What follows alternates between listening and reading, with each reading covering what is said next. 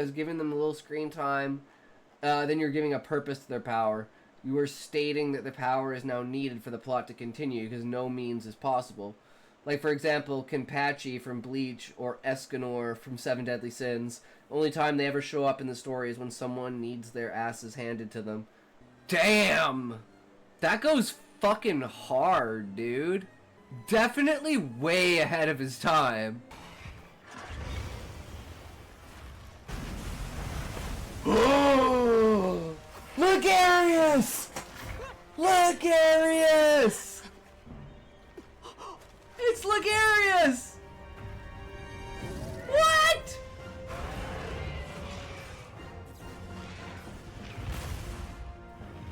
Dude, I am having such trip backs to try. We brainstormed the shit out of the book, though. We may have an entirely different viewpoint of things and an entirely different outcome of stuff. But we'll see how we can meditate on the beginning and changing everything. But hey, as always, guys, remember, if you can't say fuck you to your friends, who can you say fuck you to? Fuck you! Where there is the Higgs field. This is the Higgs field collapsed, which is a particle. And then this is the Higgs field after, like, you know, like, full collapse. And the only thing that can make this happen, as far as we know, consciousness is what causes the Higgs field to collapse, which causes particles to appear. So as far as this theory goes, consciousness is fundamental and consciousness creates reality because you need consciousness to collapse the Higgs field, and the collapsing of the Higgs field is what particles are. So far the stream hasn't freaked out, but I figured something out. If you press Control-Shift-Windows-B, it resets your graphics drivers and your graphics card. Oh, yeah. Yeah, okay, I understand what you're trying to say. We were like, or be like, yeah, right, dude. I don't, like, now I understand the context for what you're saying, what you're saying, right? That's why I love talking to people. I even covered biocentrism, which is the idea that the universe is made up by consciousness as we observe it. Basically what you're describing. Yeah, and one of the things like that they originally thought from this is the idea that every particle knows where every other particle is, and that's the only way the interference wave came along. But then some other scientists in a different field came along and said, no, that's an interference pattern from waves. And they're like, wait, particles are how is a single electron, because they're firing a single electron, right? How is a single electron a wave? It would have to interfere with itself. This story is a prequel to my novel, and it is to show how the Adventurers Guild works. Basically, there is a 12-year-old named Duarte, the main character. His parents own basically a paper company inside of what's called the Crystalline Tree, and it's basically what everyone writes on, and it's made from the pulp of the tree, but the company makes just the best paper because it like lasts forever and it's super easy to use. They also make the pens that you can write on the paper with, so it's like a full monopoly on it, and all of government like bureaucratic stuff is all written on their paper, so they're like super insanely rich, off the walls, like, you know, top of the fucking tree. Thanks for sticking around, thanks for hanging out, I fucking love you guys, you are fucking awesome. And of course, if you can't say fuck you to your friends, who can you say fuck you to? Fuck you. Here it is. The Mouse Utopia study was done 30 times in the 60s and 70s, and this happened. 1.9 mice were put in a pen with perfect conditions, food, no disease, lots of space, and then their numbers bloomed, the mouse social structure fell apart before hitting full capacity, female mice became aggressive and refused to breed, male mice became effeminate and lost their sex drive, mice experienced a spiritual death, with them losing the will to live, mice became autistic and lost the ability to follow social cues, And it's like, it makes complete sense. Even in my book, this is literally happening when I'm like, I'm gonna make a utopian paradise! And it's like, oh shit, man. Everything's falling apart. Pretty sure he likes to clip female V. Holy shit. Alright, well that didn't work. There we go. Yo, what's good? We back, everyone. How's it going? Today is another Friday, which means it's another release day. Oh boy, it's a big day. So, due to our analytics, it said, hey, you should release your stuff just a little bit earlier. So, that's what we did. And, yeah, we fell the fuck off.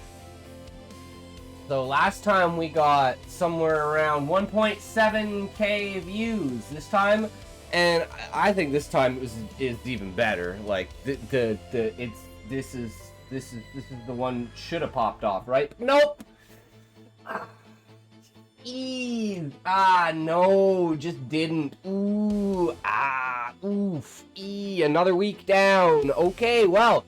Saddle up and get in the fucking chair and get your fucking brain on, and we just start over again. Another week, another day, it's not a failure, it's just a tick on the graph. Because, our other video, for some reason, I don't know what happened, but we doubled the amount of views on it today.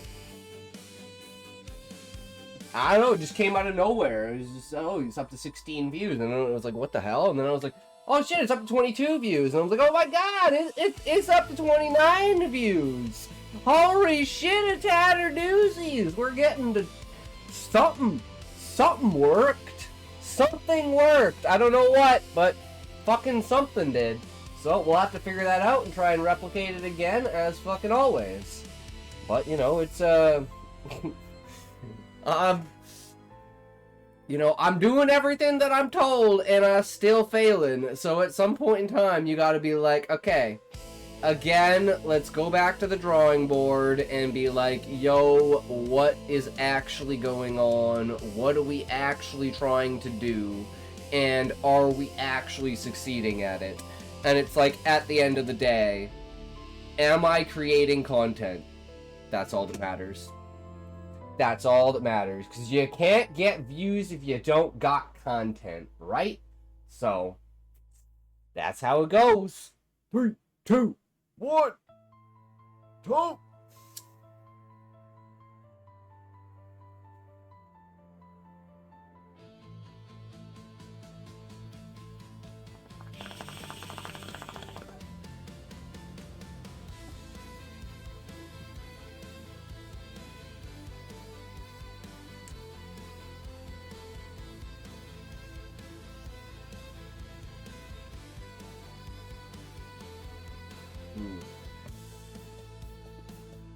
All right, so we gotta go up in here. We gotta grab this. Gotta go here. Your videos. Switch, and we lost a sub, guys. We lost a sub. Oh no, 305 views so far. Not too bad. Not too bad. What are we looking at? We want this. Copy link. Actually, we're gonna want to just drop this in here for now.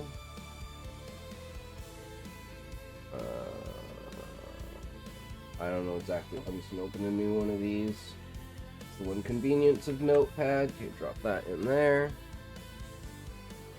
So again, this is the wrong account. Actually, want this one first.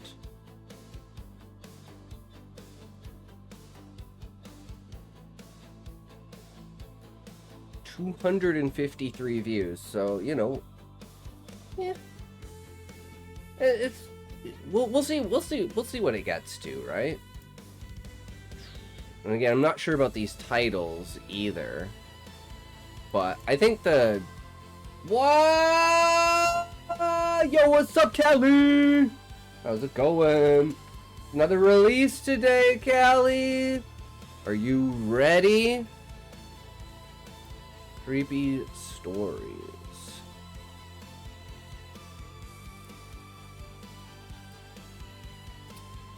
Link. Add the link. Grab the title.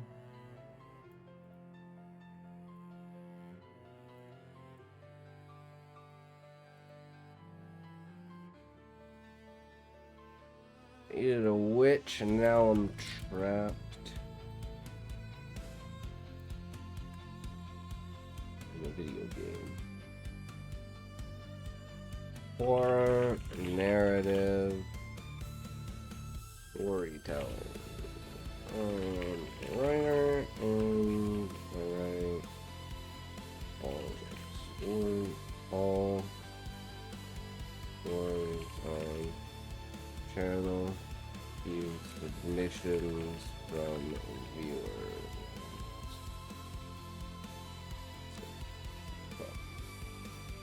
You are a writer. Feel free to submit a story. Okay. That should be good, right? Do we want to add tags? Do we need one? No. So we just post that. Callie, what are you doing? Are you streaming? Like, you're freaking out, man. Let me see this. Let me share the story. Oh, do you want it? Here's the link to story 1. And here's the link to story 2. Promote, promote, promote, Callie. Go, go, go. I believe in you. Let's get some views. Let's go. Okay, and then we want to go to no sleep.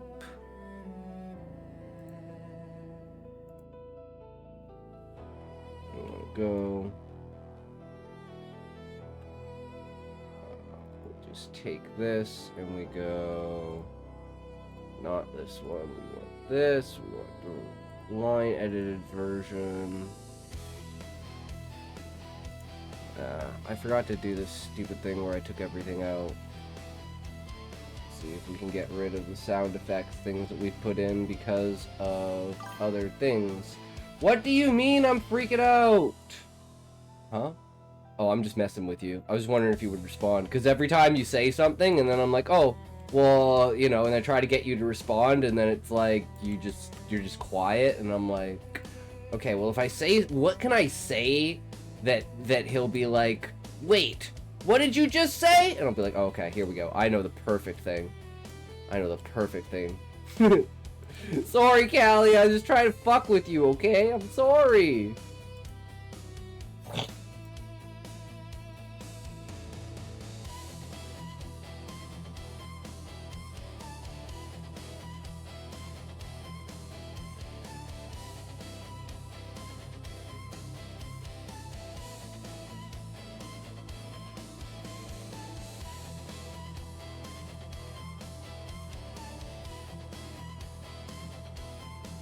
Art of Darkness. But yeah, okay, just give me 2 seconds here, Callie, and then we'll pull up the story, because it's like, oh my god, this shit is great.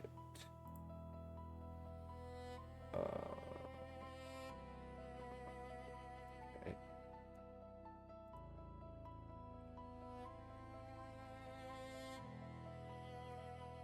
You do not want... say, feel free to go check out the fully voiced animated video.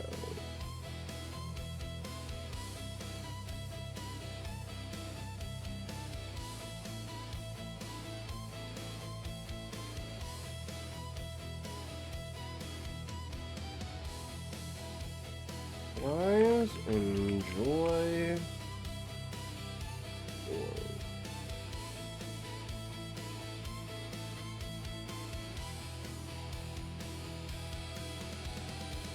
Uh-oh. What did I just do?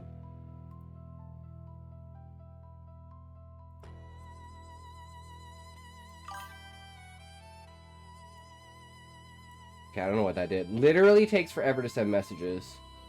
Like, I'm writing you... Wait, why didn't the TTS work? Did the TTS crash? Oh my god. Wait, it just crashed and I just re-logged in. What the fuck? I love the TTS. It takes forever to send a message.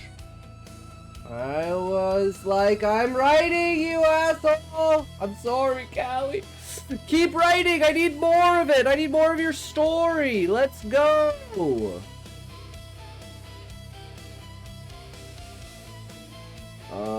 What state? In character.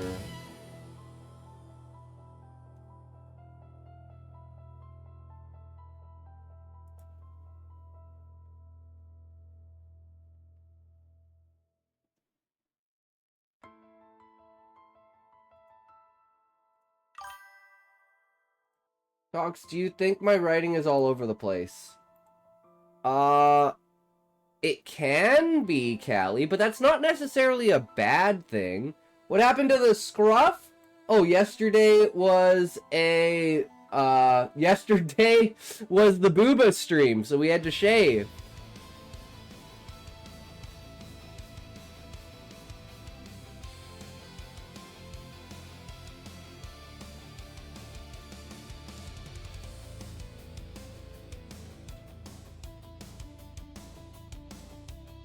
Yo, 13, what's up?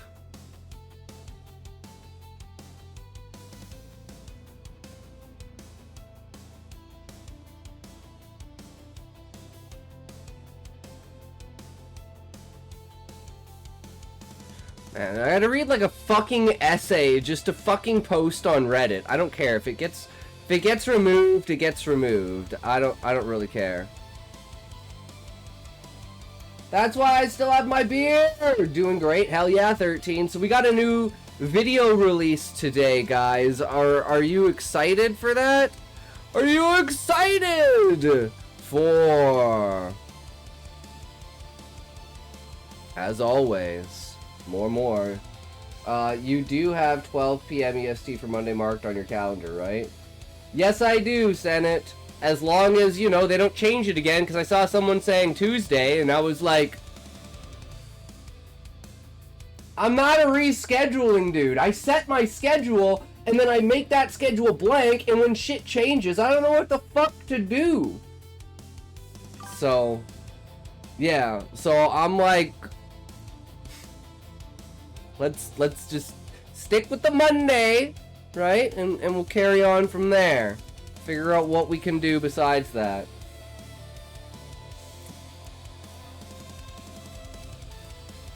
Well, this is how I always like to do things. I say this is the date and this is the time. Like you told me, Thursdays and Fridays at like what, 2 p.m. around there, like midday Thursdays and Fridays. And I was like, okay, that I can do. And then all of a sudden it's like Mondays and like Tuesdays and Wednesdays, and I'm like,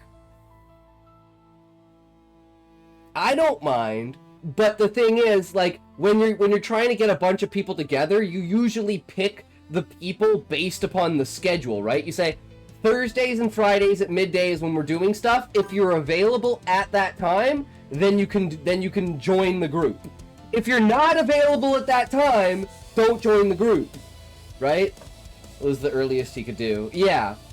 So it's like, it's understandable when we're getting to the beginning, but it's just like, again, like I said, it's like getting off on the wrong foot. It's just like, how many times is it gonna happen? I'm always super skeptical when it comes to D&D groups because it takes... Scotty, I get it. People just don't listen. Oh, I know. I'm just saying that, like, this is why I'm on your side.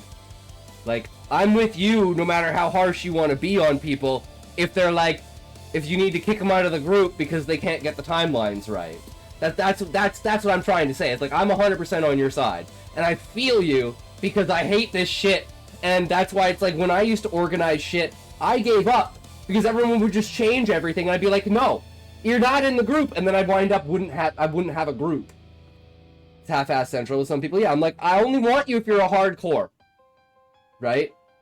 And it's like, well, I mean, if we don't get anyone in the group, we don't get anyone in the group, and I just fail at, like, organizing and finding people, right? And I hate trying to convince people to, like, change their schedule or, like, stay on. If you're not initially, I'm in hardcore, but, like,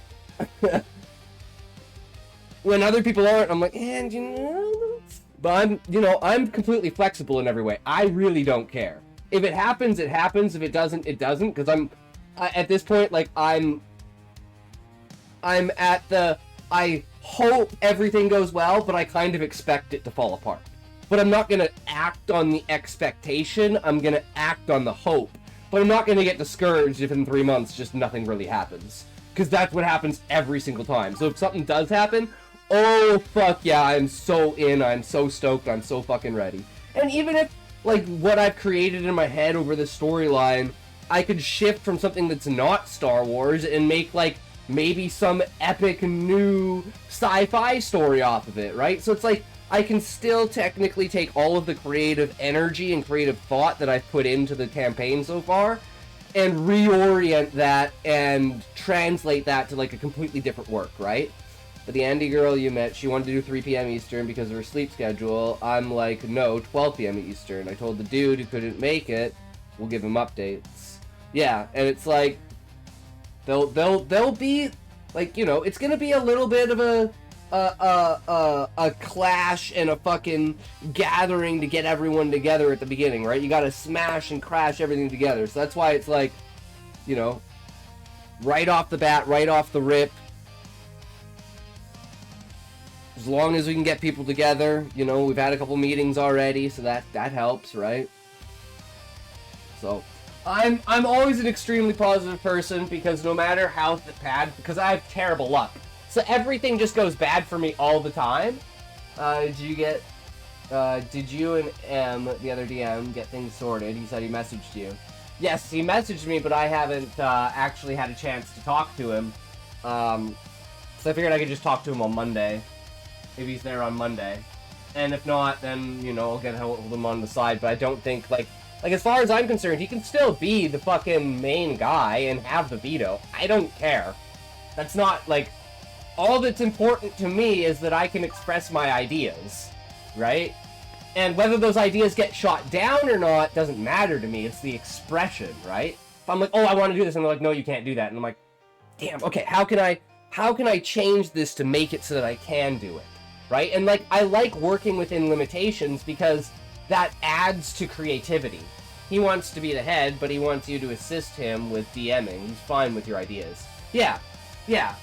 And that's totally fair, too, right? Because then I can see everything going through with fruition. So it's like, he can direct everything and tell me exactly what to do, and then I can use my character in the background of my DMing to be, like, trying to push, like, an agenda, right? And then it's like, oh, I always want to try and hide that agenda from him kind of idea, right? And then you get that interplay there back and forth, which I think is really interesting.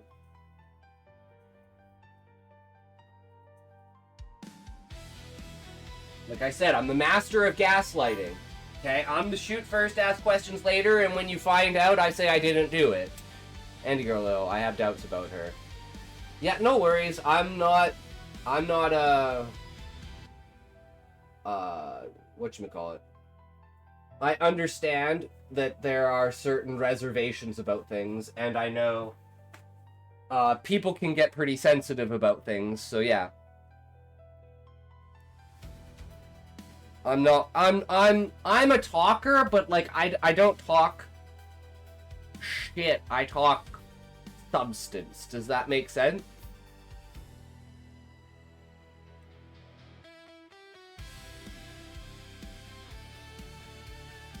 And plus I forget things. I have a terrible memory. It's the thing, people get too sensitive. Yeah, people just need to... I'm like... We're fucking a bunch of adults, man. Don't get butthurt in your feelings because you can't play a fucking D&D campaign. Like, calm your shit down, bro.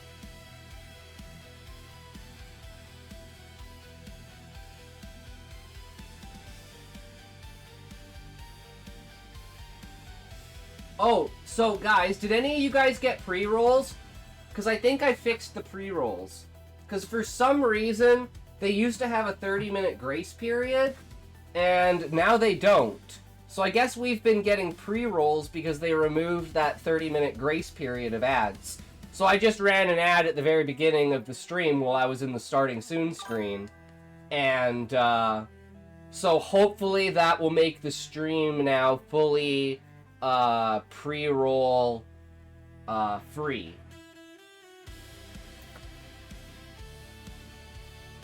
And then from there, it's just a simple matter of actually showing up. But are you guys ready? Because we're about to get into it. Okay, we're gonna go through the next ad break, and then we're gonna drop the video. Okay, are you guys fucking excited? I'm fucking excited. I'd say this is definitely. Oh, we are not. Oh, 100% Smokey. You changed your name again, Smokey. What the fuck? What happened to Ligma? God damn it, Smokey. But yeah, we didn't quite hit our quota with the shorts. We were hoping to hit 2,000 views, but nah, we failed.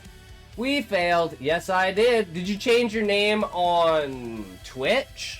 Or do you still have to wait?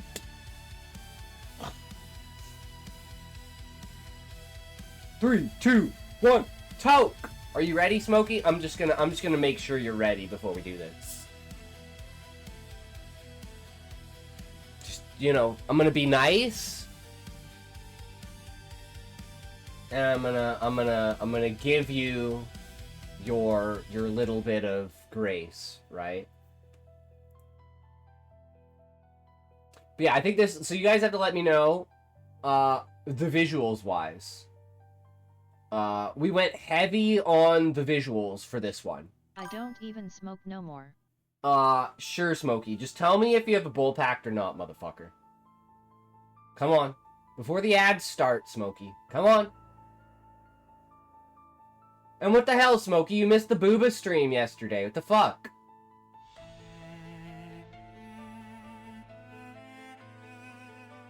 I don't do one without me. I don't know what you're saying. I didn't. I was here. No, you weren't. You only gave me 269 biddies. That's not enough biddies for you to appear to be active in the stream. You gotta give me at least 900 biddies to be considered active in the stream. Story time, blah blah. We're waiting for ads. Once ads hit, then we do story time. Okay? And then you guys ready, because this one's got pictures, Smokey. It's got pictures, and it's about video games. So I think you'll really enjoy this one, Smokey. And it's short. You are a bit poor. Did you know? Oh, 100%, but only for you, Smokey. I just want your kicks. Like, your kicks get my kicks. Like, your rocks get my biddies for my bits on my titties. Right? It's kind of just, it's you. I want you to be my sugar daddy. Can't you tell, Smokey? I want you to be my sugar daddy. That's so huge. You're the only person that I would want to be my sugar daddy, you know? I want you to be the person that provides financially for me, you know? I want you to be part of this Findog. Anyways, I'm not waiting anymore. 3, 2, 1, toke!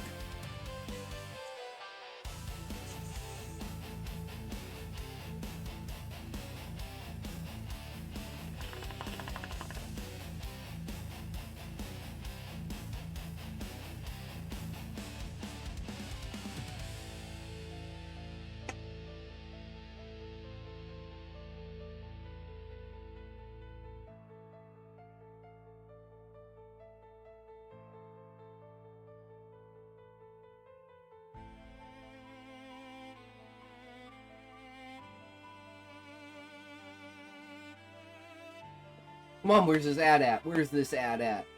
We also changed the notification timings. We kind of changed everything. It rolls around ads. Oh, before ads, What we will Attention do, seeking is not good. we will bring up... Only I can do this. True, Smokey. Only you are the king of it. Okay, first we're going to bring up... So this is the trailer for the video.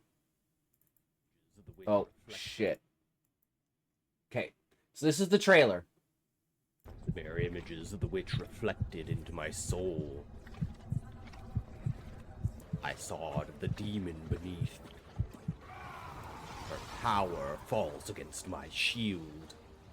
Fiends of blood, vines of thorny death fall to my blade. The witch thinks me distracted, and once again, her power meets my shield, my faith. Her laugh will die at the end of my sword. Dark magic, blood magic, summoning magic, all fall beneath my feet. My grace cleansing this place. I feign, the witch's guard lowers. I strike, true, like the hand of God. For the full story, click the link in the description. What do you guys think? To like, subscribe, and comment. Doubt the blue at your own peril.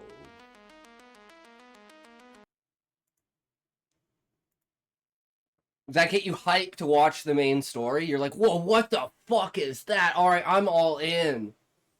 I'm like, get with it. Wait, I pinned something? When did I pin something? I didn't mean to pin a message. Oops. Oops. Yes? Okay, well, we got the ads coming up in a sec here. And once ads are over, guys, oh, we're gonna get the fuck right into it. Oh, it's gonna be a good time, I'm gonna tell you. I'm so excited for your guys' feedback to let me know if it's good or if it's absolute trash, absolute god-awful terrible. Because we tried to write the story in a very escalating way, but it is very fragmented in order to keep it short. But it's like a video game idea, right? So it's like, I don't know. You'll see. Let me know what you think about the ending. Attention seeking isn't real, it's just people being people. I hate these fucking labels people make, like trauma dumping and gaslighting. I don't have a full argument, but I hate these fucking labels. Just let me trauma dump and gaslight everyone. OMG. True, Callie. Abso-fucking-lutely. I agree with you. 100%. Even though we're in ads and you probably never hear me say it, but I agree with you 100%. That's all we need. We need more gaslighting, we need less people asking questions, and we need more authoritarianism. I mean, what? Guys, maybe there is something to you won't own anything and you'll be happy. Stop dumping trauma, Callie. No, he's saying that's all he wants to be able to do, and that is what he's doing. Which means it's good, because that means that's the next thing that he's doing. Does that make sense? Like, he does what he needs to do when he's doing what he does. That's why he does what he does. So he does what he's doing. I don't know about you, but that makes sense to me. Tomorrow is today, and today is yesterday, so don't today me with your tomorrows, Smokey. I'll show you something far worse than tomorrow. It's yesterday. Any clips from yesterday?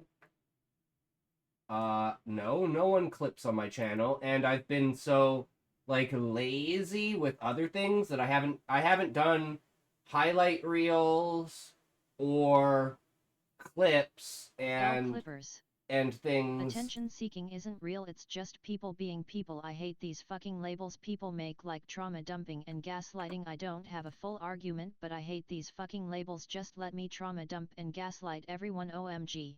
True, Callie, absolutely. I 100% agree. There's nothing better than that. We need to be the kings of it. But okay.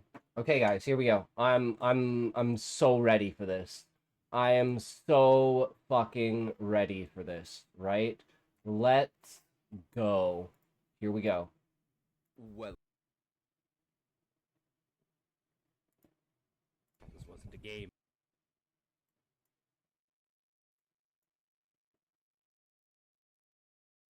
Oh.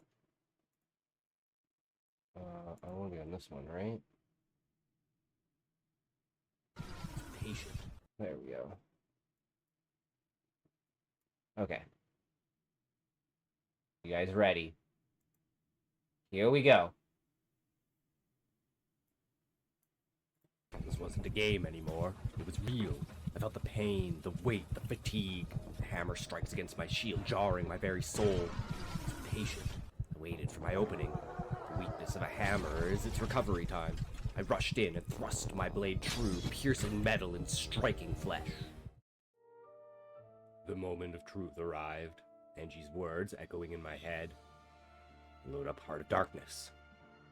No woman to stop me. No interruptions, no distractions. Lock in. Press start. The orchestral theme is gone. In its place, a single heartbeat, wet and arithmetic, coming from inside the television speakers and inside of my own chest. Did you get at the any same subs time. yesterday? Words No. crawl across the screen, and Angie's looping handwriting read across the black screen. Welcome Why would I have you a home, sub? my love. If I cannot have you in my Because world, I'm retarded, I will have you in yours. and I'm not You've taken entertaining, everything in my life. and no one watches me, That's all so I why have would left. anyone sub? She had taken I'm a even shit this streamer. from me. The canvas of my mind is turned the color of old blood and squelches with every thought. I taste iron and cheap lager at the back of my throat. I told Angie no. Was this her revenge? Was she You have a lot of playing with me? viewers. 14 months of flinching every time a candle flared too high. I mean, sure, Smokey. 14 months of waking There's a lot up of to people find that know new about red me. lines scratched across the True. ceiling above my bed. 3, 2, 1, Tonight, choke. I finally looked into those black ink eyes and said, I'm not afraid of your circles anymore. We're done. She didn't scream. She smiled. Slow, wet-lipped, patient. And the apartment lights dimmed as if the bulbs themselves were scared.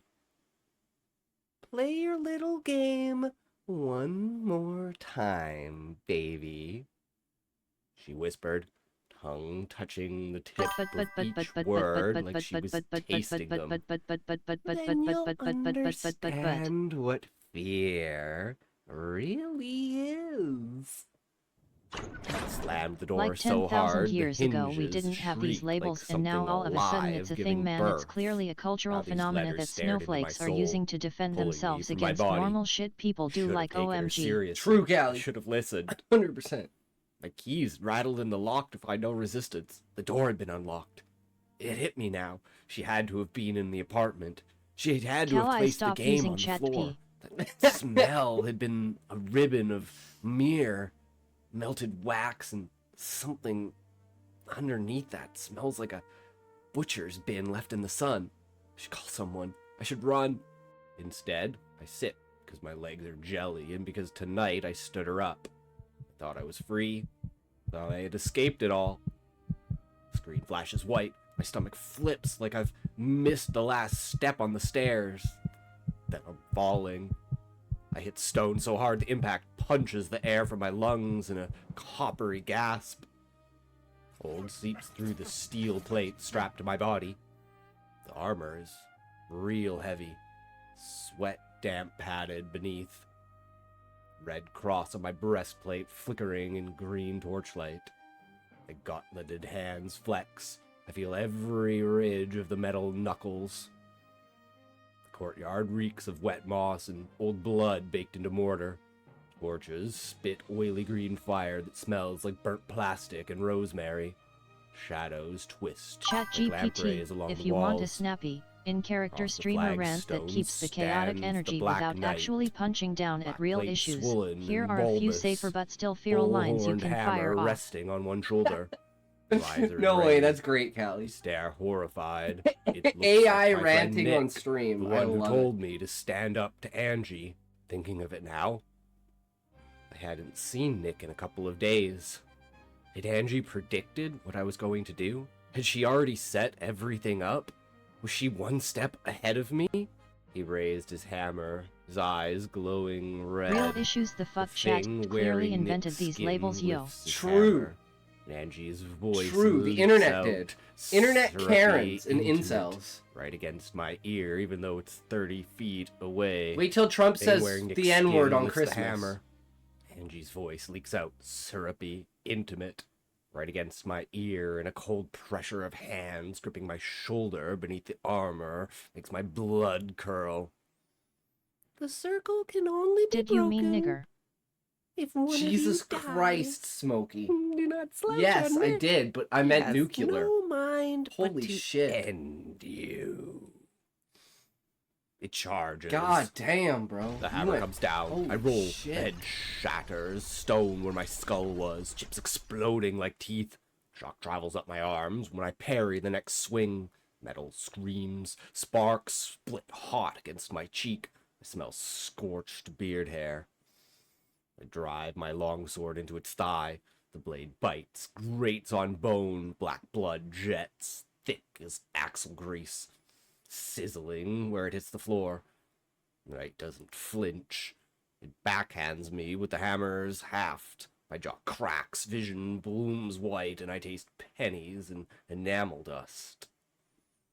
Through an arrow slit in the wall, I see my living Bro, room. half these terms My real sound body like they were slumped co-written in by the a gaming PDA chair, mom with a head vengeance and a lolling, guy mouth who open. thinks touching grass Angie is a kneels personal beside me, attack. True. naked to Do the me a favor. waist, What's up, Smokey? Skin latticed with fresh cuts that drip in perfect straight lines. She dips 2 fingers in the stone bowl of blood. Mine, I realize, and paints a new sigil across my bare chest, marking me. I feel the wet swipe of her Copy of fingers at the Mr. same time. I Ballin, feel the one cracked video, one bones for one. grinding. I scream. Black Knight laughs maniacally. So I You mean stumble back, talking I into the gain my camera? bearings. I don't have a green His attack screen, pattern. though. I bait. He swings. I roll. One clean cleave as he collapses to the floor, head and helmet severed from body. You know how he Blade talks. severs neck vertebrae with a wet pop. Nick's face Yeah. surprised as his eyes dim the red to clear brown. He tumbles, and it hits the stone. So you think I with should a do that for the sound video like for a dropped tomorrow? Because we have the cabbage. 3 creepypastas for Blood tomorrow. pumps in rhythmic gouts. No, he's soaking my American. knees, warm as fresh milk. He was in the military. World. My body jerks hard enough to rock the chair. Angie hisses, clutching her That's how I know throat. he's American, My because he has like the sword American cut her flag too. and like a Courtyard picture of him with divides all into his military spirals of gear. red That's like his thread. Twitter I'm picture, I'm yanked pretty upward sure. Through freezing darkness that smells of soil and old graves. Second floor, the Chapel of Mirrors. The air here is thick with frankincense and wet feathers. Shattered. So what kind of panes reflect story a should I thousand do then, Angies. Smokey? Some smiling, some weeping blood, all holding different tools. Bone saw singing softly as it vibrates. Silver needles dripping clear venom. Rusted shears that click like insect jaws. Their voices overlap, a choir of wet whispers. You never listened when I told you what I was. They step out of the glass. Maybe barefoot, a leaving red disaster prints. horror. I prepare myself, my armor. Like a natural glinting, disaster or something like as that? I Like an steady. earthquake? A mere Or a Angie lunges, tornado or a bonesaw hurricane? kisses my forehead and parts male rings like paper. Skin peels back in a perfect curl. Blood patters on marble, loud as rain on a tin roof. I spin. Decapitate her. The head laughs all the way down. Another grabs my hair, yanks my head back, drags a scalpel across my throat, just a paper cut. But I feel the skin part and the wet heat spill inside the gorget. I choke on my own blood, gargling and elbow her in the face. Cartilage collapses with a soft crunch. She licks the blood off her shattered nose and smiles. I carve my way through them, One reflection at a time, each Chat death is teaching me lynches things. across The Angie's real internet body in the versions of living these room. labels are absolutely Candles gutter overused, wax weaponized, hisses. stripped of I'm nuance, erasing used by pieces of people her, who and want she's moral erasing high pieces of ground me, without and the thinking. chapel So your floor rant is slick with basically both about of the us. bastardized TikTok The / third Twitter floor, versions, the not the heart. actual concepts. The throne It's room true. is ankle I'm thinking deep in more like blood, getting still stuck in warm. caves, or I don't know, Soaks shit through like my this. sabaton squishes between armored toes. Okay. Everything is lost in darkness. Things drip from it. The far end, the witch queen, Angie, fully inside now, robed in living shadow that moved like oil. I should do that on a Talk Antlers Stories of then, not blackened on Blue bone Horror rise Stories, from her because that skull, that isn't really dripping. like the niche for Blue She Horror rises Stories, slowly. right? Smile is the same one she wore the night she first opened the grimoire on my kitchen Blue Horror table Stories is and more like asked my if I computer blew believed up and in now I have doors that pieces only of opened fucking one wire way. inside of me. I told you the game was eternal, she says. Yes, I said the N-word, The nuclear. words come from inside my skull, tasting of grave dirt. One of us walks out. The other feeds the castle forever. Black vines erupt thick as my wrist, thorned like rose stems injected with steroids. They punch through gaps in my armor, hook me, drag me forward. Thorns rake skin from ribs in long ribbons. I feel each one twice. Once here, once in my real body, 3 meters away in the living room. Okay, so do you want to do that right now, Her arms Smokey, the and way you can she used direct to. me, She wanted and we can makeup kind of sex come up with a after story locking as me we out all go, night. and maybe we The just vibes make really up the close. story on the Those spot eyes as are we still go. obsidian, no whites. What do you no think about that? pupils, just reflecting my ruined face back at me 1,000 times. I drive the last dagger up under her ribs. The blade slides in Okay. with a soft resistance of warm butter. Feel it scrape bone. Like something that pulses. Her breath hitches real, human surprise. For one heartbeat, she's just the girl who used to trace Orion on my back with cold fingertips. But her face splits vertically, skin The peeling Mist. back like burnt paper, revealing wet red muscle and too Would many be a teeth. good one, I think. Twist the dagger and scream the binding What do you words mean, she The taught Mist? me the night she thought I was asleep. The vines Like turn the idea on if there's her. something in the They mist. burrow into her mouth, her eyes, her chest ripping, drinking. Her scream is every tea kettle Mysterious in hell fog. boiling at once. The barrier between worlds flares white. Should it be like searing my retinas. supernatural? I fall through. I hit the carpet hard enough to knock the wind out again. The television screen is spiderwebbed from the inside, bleeding static. The candle is drowned in its own black wax, shaped like a tiny shriveled heart. Angie lies on her back in front of me. Arms Dick-sucking flung vampires. wide, the dagger stands Only woman, upright though. in her chest. Blood pools thick and glossy, already cooling. The runes carved into her skin have turned gray, dead circuits. Her eyes are open, filmed, staring at the ceiling. Sounds like she's hot, right? reading Hell something yeah. written there in a language I'll never learn. Have you ever watched My Lesbian body is a Vampire Slayers? slaughterhouse exhibit. Smokey? Armor-shaped bruises, blooming purple-black. Thorn furrows, weeping, throat slashed shallow but Oh steady. no, I'm going into the Blood mist dripped again. from my chin onto the controller in my lap. Plop, plop, plop. The disc spins down with a soft descending whine. The new title screen returns, brighter than before. New Game Plus unlocked. Only one player remaining. I barely hear the knocks on the door that turn to pounding, and then the door crashes in. Loud voices surround me and pin me to the ground. The last thing I see is Angie's dead face. Thank you for listening. Do not forget to like, What do you think? comment, and subscribe. The blue might catch up to you if you do Mitch not. check 1 and a 2. I'm streaming every day at 12:30 a.m. MST. Come That's for the wrong. stories, stay for the ideas. Mike, https://kick.com/idocsication507 https://www.twitch.tv/idocsication507 https://www.youtube.com/idocsication50 I don't know what you mean before I take your allowance away. Okay, I don't know what you're saying, Smokey. I don't know what you're saying, bro. I don't know what you're saying. I don't know what you're doing, bro. I don't know. Don't ask me, okay? I will say the N-word. Go ahead, do what you gotta do. So let me get this straight, Smokey. So you want me to get out the camera? You want me to make up a story about Mist and do it in like a Mr. Ballin? But isn't that kind of the whole point, to be personable? We like pull out the other camera and we just go like this.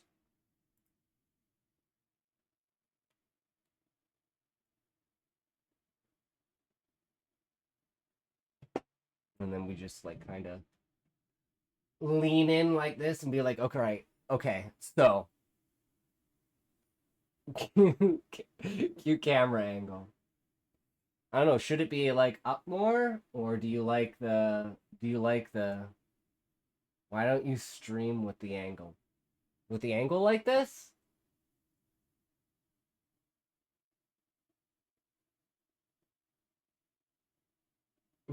you mean you mean taking the other camera and moving it, or just having this camera like down here like this? Just being like this?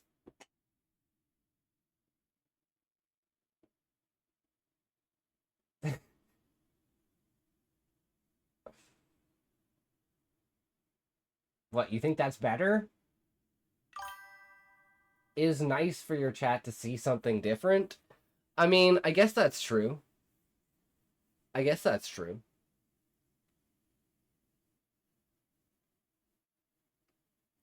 Even though I'm trying to keep everything consistent, right? But still, I mean, this works. So now we just like, now stand up. Let's see how small you are.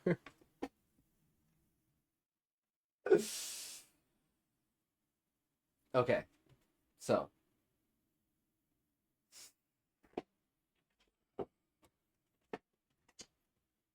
Go back? I don't know what you mean by go back. Towards the wardrobe. You mean... I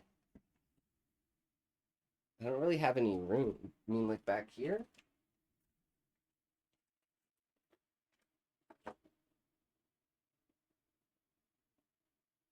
Towards my closet?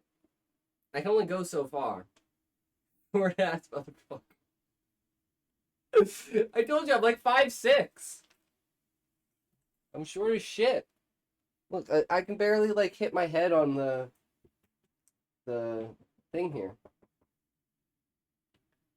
What's in the closet? A dead body? Probably. Who knows? You never know, Smokey.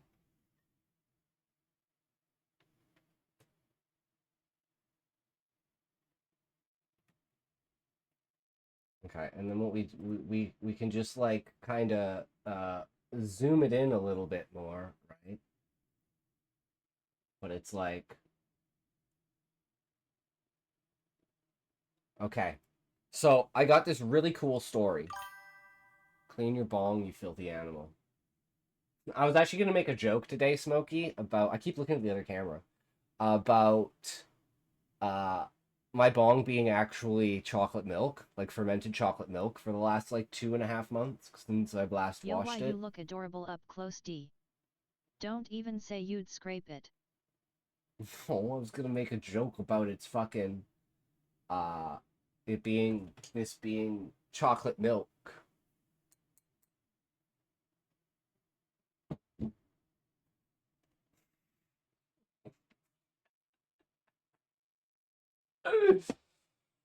Oh, because it's bad. It's bad. Okay, we're gonna take a toke.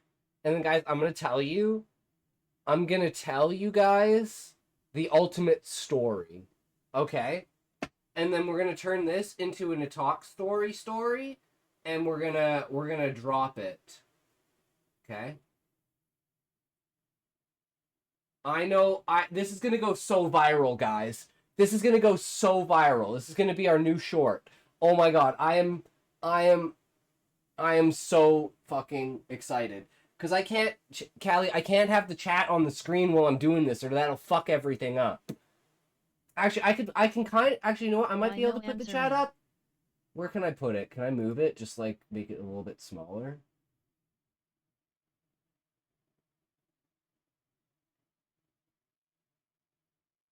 I can do that because I need to be able to do it in like 2/3. So it's like I need like this part of the screen, right?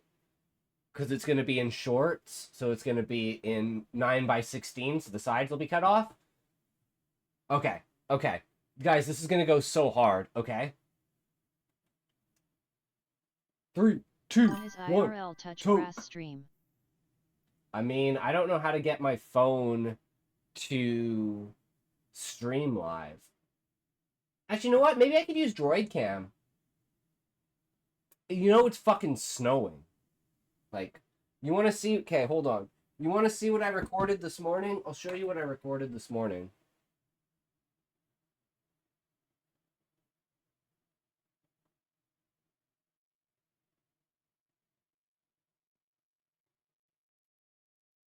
Okay, it's just being stupid. Pull this guy up.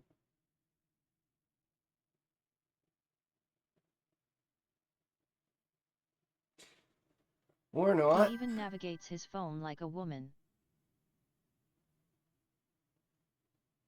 Why is this not... Okay, there. There we go.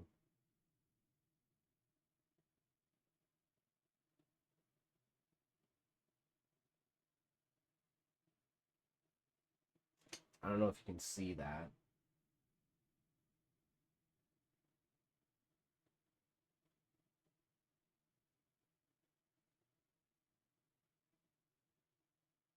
It is snowing as fuck. Like, that's snow next to the tree there, right? It's just blizzarding as all goddamn hell. Doxed yourself 100% because I use those. I don't just use. I'm not going to just use, you know, that it's not like that's the B-roll, Smokey, that I'm going to use in my video, right? You know, it's not like that's what it is, right? I'll find you by those specific trees. 100%. I bet you could, Smokey. 100%. I bet you could. Okay. So, are you guys ready for the ultimate story? Get ready. Get ready. Get ready for the ultimate story, okay? 3, 2, 1, toke.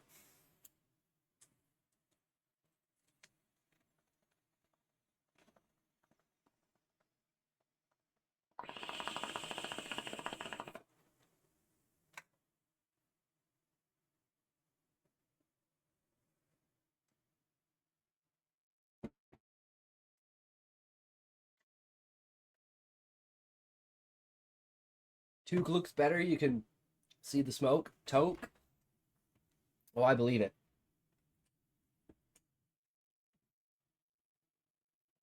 Okay, let's try and like angle this like to the roof. So you see that part of the roof there? We just kind of try to eliminate that and sit on this even angle. Okay, and then we're going to be in like this. All right. Okay, actually, we're going to have an ad in a sec here, guys. Let's just chill out until the ad, and we're going to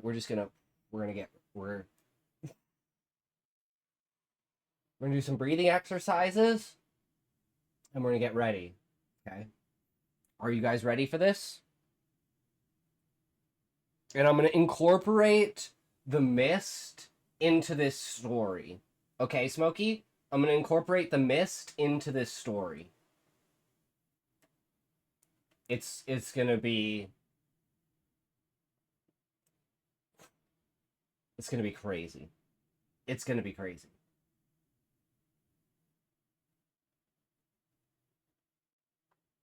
I don't know what to tell you. The only thing I can say is you guys better prepare because you are not ready for this. You are not ready. So you're gonna have to, you know, take a step back, take this ad break, go stretch your feet, go get a drink, and prepare yourself, because you are, no matter how much you try, you're not going to be ready, but the more ready you are, the better. So try to be as ready as you can, but just know that you could never be fully ready. So just keep preparing yourself, because there is no way this will not completely blow your fucking mind, okay? This is beyond what you could ever think of, right? It is just so mind-blowingly insane. And the only hope is that I can get all of this into something that's less than 3 minutes. Because YouTube Shorts doesn't let you do something that's longer than 3 minutes.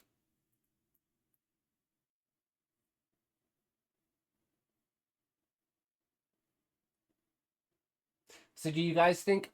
Hold on, I'm going to take off my sweater. Oh, holy shit, Smokey. Thank you for the bits, bro. I really appreciate it. You're fantastic, Smokey. Thank you so much. Thank you so much, Smokey. You're quite the guy. You're keeping me afloat, Smokey. I told you, you're gonna be my, whatchamacallit, right? You're gonna be my,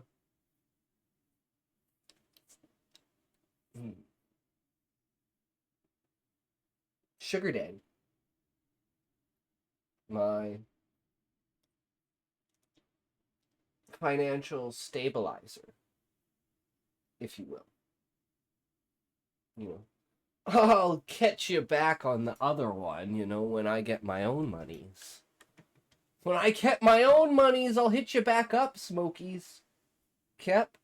Because we all know when you go live, you get freaking 200 viewers. Fucker. I just wish you would go live more, but you know the strategy. Instead of going live 200 days a year with one viewer, you go live once a year with 200 viewers, and then you take the other 199 days and just fuck around. Canadian money is not real. Oh, I know. Canadian money is so bullshit. It's insanely bullshit. Okay, are we getting this ad break, or what's going on here? I don't know what's going on. Is this just an ad break? Are we breaking the ads? Are we adding the breaks? Are we... Yo, I'm asleep, bro. It's 2:30. No, Smokey, you gotta stay for the story. You have to... There's the ad. So you just have to stay for like 5 more minutes. It's gonna take me less than 3 minutes to tell the story, okay? And then we're gonna edit it together, and then we're gonna post it, and we're gonna see if it pops off. Because I have these oh so grand ideas for this, guys. This is gonna be the 10 million view fucking short. Okay? This is what's gonna send the fucking turn your light off then? Why would I turn the light off? Then he wouldn't be able to see me. I don't know what you mean by that. What do you mean by that, Smokey? Turn my light off. And put your nose up into the camera.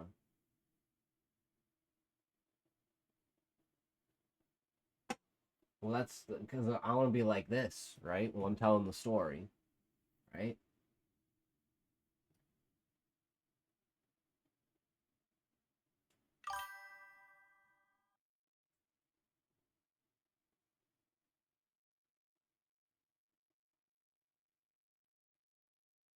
What are you trying to do? What are you trying to pull here, Smokey?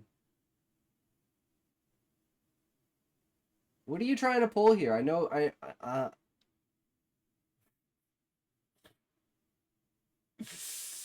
Oh yeah. Okay, here we go. Holy shit. Okay, are you guys ready? Are you guys ready? Let's do it. Let's do it. Okay. I'm here for it. I'm gonna mute this. So no other sounds go through. And okay, here we go. Should I take my glasses off? So there's like no reflections and stuff like that.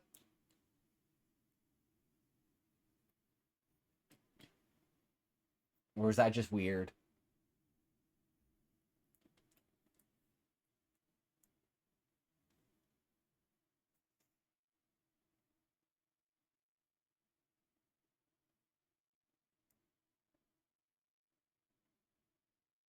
Because I want to get rid of the reflections in the glasses, right?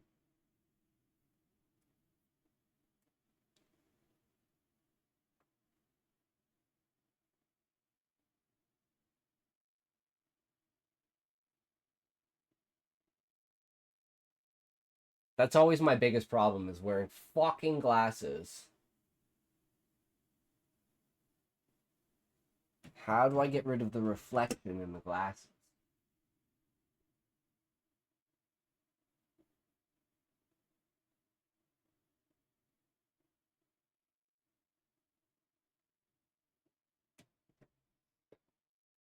God damn it. At least I won't be tempted to read chat, because I can't fucking read chat. Alright. Okay, we ready? Whoa, no reflection. I meant with my fucking glasses on, you fucking asshole. God damn. God damn, Smokey. I'm so used to looking at this camera, though. This is weird. Okay. Okay, are you ready for the $10 million take? Or 10 million view take? So $3. 10 million view take. Okay. Okay. Here we go. Hold on. I gotta do one thing. Now we're good.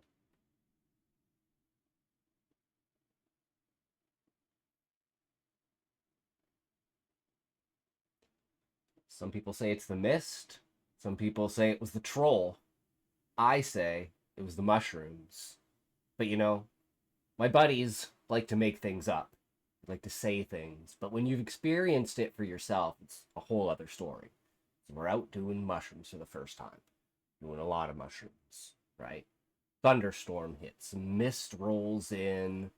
It's very eerie and ominous, right? It's like, I don't know quite what's going on. We think we're just tripping balls, right? Everything's going quite crazy. Never done this before. Just out of the blue, we're like, hey, we just got our hands on them. Let's do them. Somewhere around 12 grams or something like that. And one of our buddies just, I don't know, he disappeared out of nowhere. And the other three of us are just shrugging along, doing our own thing, looking for him for like half the night in this mist, hearing these sounds, these weird, like groaning sounds and stuff. So we thought, you know, maybe he's in trouble or something like that. Never find him. We thought it was a lost cause. We were all fucked up anyway, so we went back to, you know, pass out. So, you know, wake up the next morning and we have like all these messages on our phone. It's like, dude, I found a troll in the forest. Dude, you guys gotta come over. I found a troll in the forest. And we're like, what the fuck are you talking about, a troll? Like, dude, we did shrooms last night. You probably just imagine it and have fucked up dreams. We go over to his house. We hear the same groaning and moaning that we heard the night before, like kind of thing, and with this pounding sound. And he's like, guys, look, I got a troll in my fucking in my closet. He opens up his closet and there's this thing in there. It's like all grotesque and hairy and covered in sticks and twigs and mud, making these weird sounds and stuff. And then like, so guess what? Turns out it was a fucking autistic kid. Buddy found an autistic kid in the fucking forest. Got a $5,000 reward for it. Living large.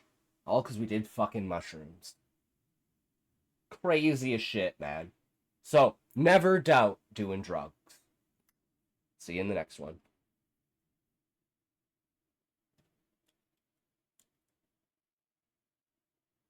Yes! It was less than 3 minutes. We did it. You do sound like ballin'. Hey, Cute Muffin, how's it going? We're doing some experimenting here. So what we can do is we can go back here, and Smokey, if you want that camera, we can just go like this. Nope. Okay, so we're gonna have to...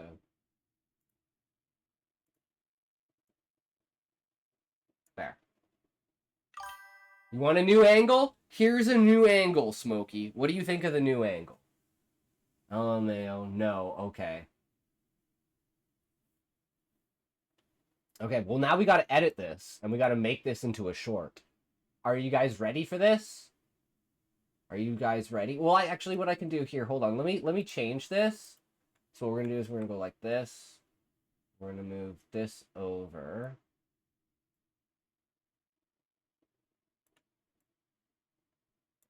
Like that.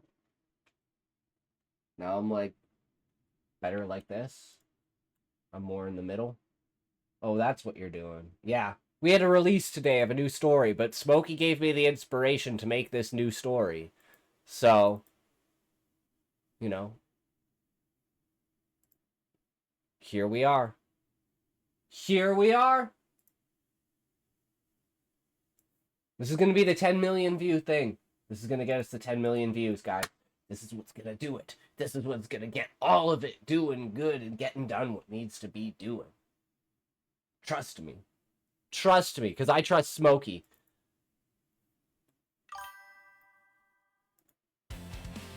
No, that's an actual real story. That's an actual real story. My friends did mushrooms and they found a troll who was an autistic kid in the forest. I just added the mist in to be like, add that element of like, what the fuck? And then kind of catching off the bat with, you look different. Yes, Smokey decided that we should have a new camera angle. So I'm going to have trouble because I'm going to be looking at the other camera instead of this one. So you guys got to remind me that I'm looking at the wrong fucking camera. But yeah. So we had a new release today, SSL. How's it going? So now we have, if we go here and we go here, we grab this. This is what we want. Drop this in here. Do this. Turn this up to 13. Well, actually, we gotta turn this off because we're gonna add in. Well, first we're gonna do it without. Should we add music in, Smokey? That's the question. Should we add music in? So what we need to do is we need to go zoom. We need to go like this. Go like that. Some people say it's the mist. Some people say it was the troll. I say it was the mushrooms. But you know, my buddies like to make things up. Like to say things. But when you've experienced it for yourself, it's a whole other story. So we're out doing mushrooms for the first time. Doing a lot of mushrooms, right? Thunderstorm hits. Mist rolls in. It's very eerie and ominous, right? It's like, I don't know quite what's going on. We think we're just tripping balls, right? Everything's going quite crazy. Never done this before. Just out of the blue, we're like, hey, we just got our hands on them, let's do them. Somewhere around 12 grams or something like that. And one of our buddies just, I don't know, he disappeared out of nowhere. And the other three of us are just shrugging along, doing our own thing, looking for him for like half the night in this mist, hearing these sounds, these weird, like, groaning sounds and stuff. So we thought, you know, maybe he's in trouble or something like that. Never find him. We thought it was a lost cause. We were all fucked up anyway, so we went back to, you know, pass out. So, you know, wake up the next morning, and we have, like, all these messages on our phone. It's like, dude, I found a troll in the forest. Dude, you guys gotta come over. I found a troll in the forest. And we're like, what the fuck are you talking about, a troll? Like, dude, we did great vid, bro. I'm asleep now. Probably Good luck with it imagine in the new fucked camera. up dreams. All right, yeah, House. sounds good, Smokey. Thanks, bro. The same groaning and moaning that we heard the night before. Like, kind of thing. And with this pounding sound, and he's like, guys, look, I got a troll in my fucking, in my closet. He opens up his closet, and there's this thing in there. It's like all grotesque and hairy and covered in sticks and twigs and mud, making these weird sounds and stuff. And then, like, so guess what? Turns out it was a fucking autistic kid. Buddy found an autistic kid in the fucking forest. Got a $5,000 reward for it. Living large. All because we did fucking mushrooms. Crazy as shit, man. So, never doubt doing drugs. See you in the next one. Okay, and then I gotta edit out all the swear words. So we gotta go through it and edit out all the swear words. Some people say it's the mist. Some people say it was the troll. I say it was the mushrooms. But you know, my buddies like to make things up. Like to say things. But when you've experienced it for yourself, it's a whole other story. So we're out doing mushrooms for the first time. Doing a lot of mushrooms, right? Thunderstorm hits. Mist rolls in. It's very eerie and ominous, right? It's like, I don't know quite what's going on. We think we're just tripping balls, right? Everything's going quite crazy. Never done this before. Just out of the blue, we're like, hey, we just got our hands on them. Let's do them.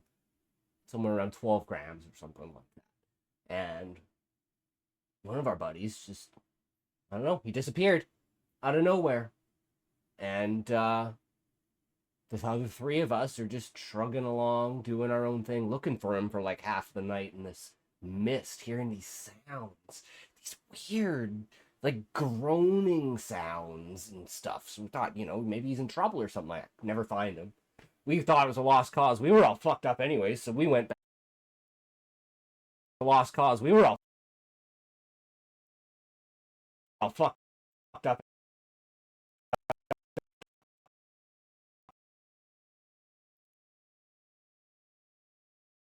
Cause we were all fucked up anyway, so we went back to, you know, pass out. So, you know, wake up the next morning and we have like all these messages on our phone. It's like, dude, I found a troll. Oh no, I'm still here. What the fuck? Dude, you guys gotta come over. I found a troll in the forest. And we're like, what the fuck are you talking about? A troll? What the fuck are you?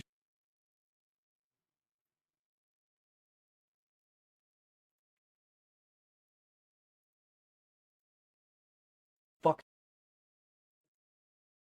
are you talking about? A troll? Like, dude, we did shrooms last night. You probably just imagine we were all fucked up anyway, so we went. Probably do this one better. Fucked up anyway, so we went back to, you know, pass out. So, you know, wake up the next morning and we have like all these messages on our phone. It's like, dude, I found a troll in the forest. Dude, you guys gotta come over. I found a troll in the forest. And we're like, what the fuck are you talking about? A troll? Like, dude, we did shrooms last night. You probably just imagine it and have fucked up dreams. We go and have fucked up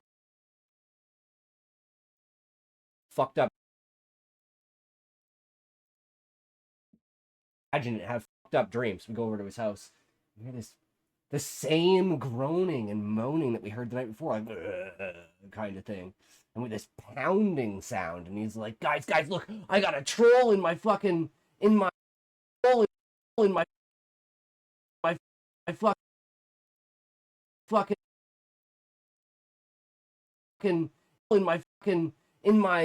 my closet. He opens up his closet and there's this thing in there. It's like all grotesque and hairy and covered in sticks and twigs and mud, making these weird sounds and stuff. And then, like, so guess what?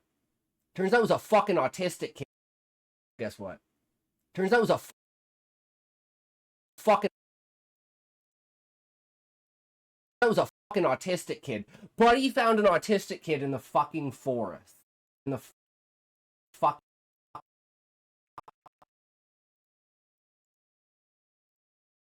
kid in the fucking forest. Got a $5,000 reward for it. Living large. All because we did fucking mushrooms. Because we did fucking. Because we did fucking mushrooms. Crazy as shit, man. So, man. Shit. Shit. Crazy as shit. Crazy as shit. Crazy as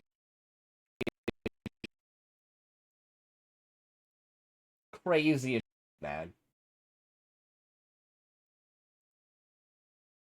Crazy as shit, man. So, crazy as shit, man. So, never doubt doing drugs. See you in the next one.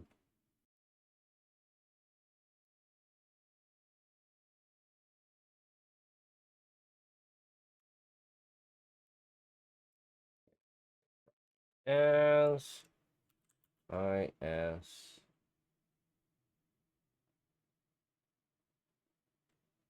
vape falling.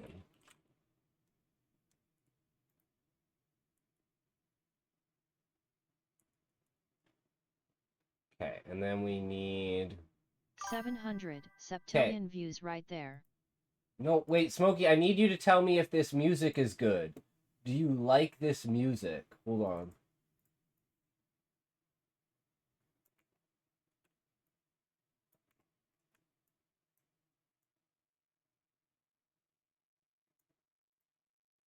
I guess let's just play it from the beginning.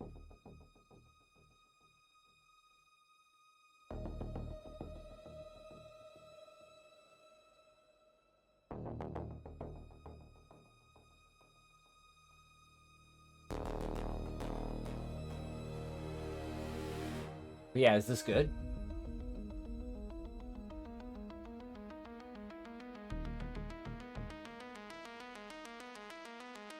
Does this tickle that that itch?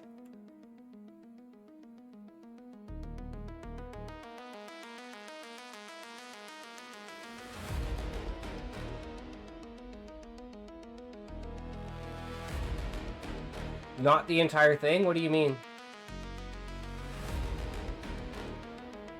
I think it breaks down when it gets to like the electro, but like this shit's good, isn't it?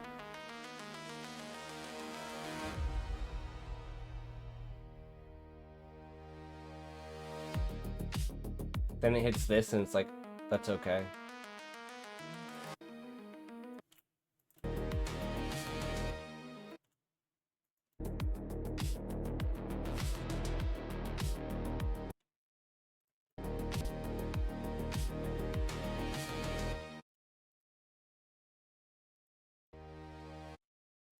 I think we need to just do this.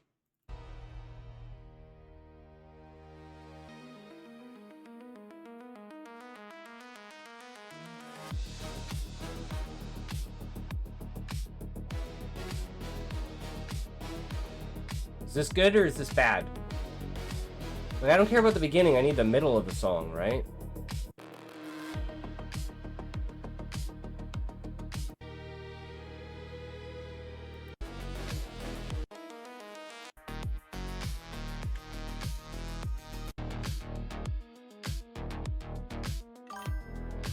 No, you just need a noise in the background, not a full rave.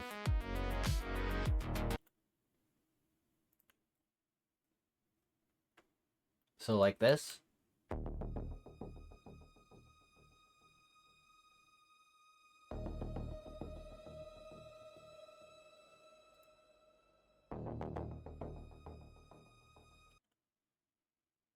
Okay, well I have an idea then.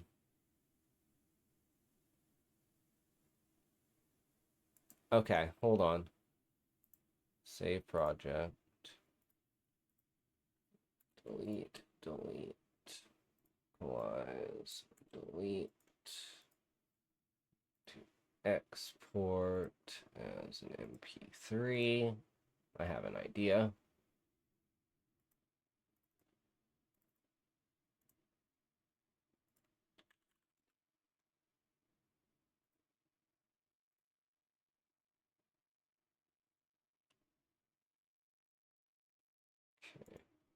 Create audio, upload.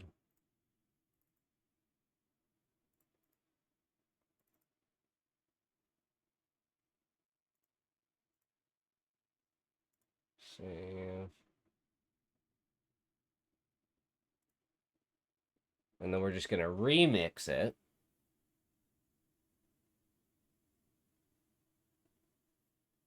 And then we can get that kind of thing. Use style and lyrics. Generate. All right, let's see what it gives us.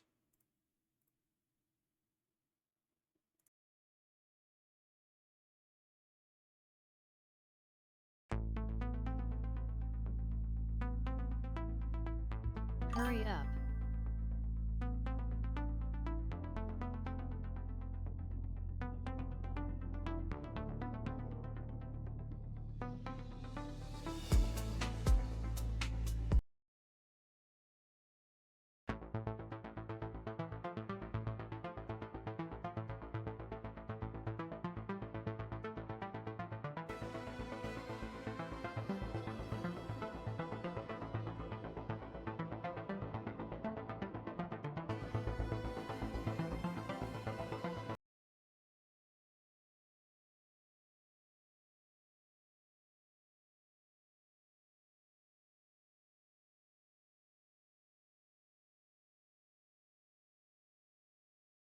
You are muted, retard. God damn it. Yeah, I'm retarded. Yup, I'm retarded. Okay, so we're just going to extend it, and then it should do those kind of things.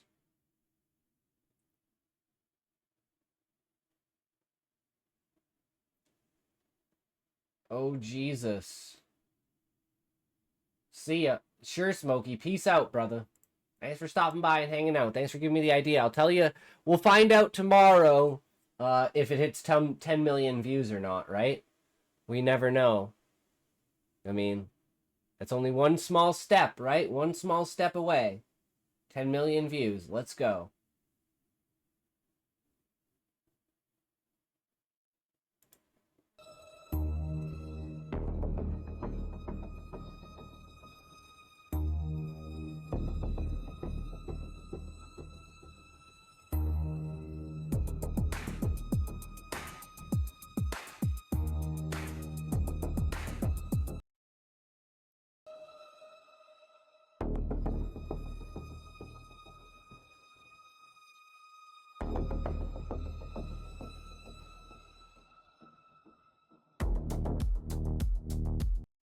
Yeah, I guess it doesn't really work.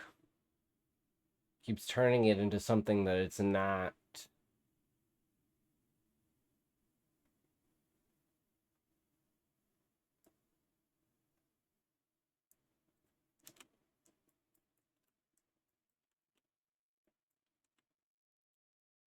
Repeat at different tones and stretch and thin.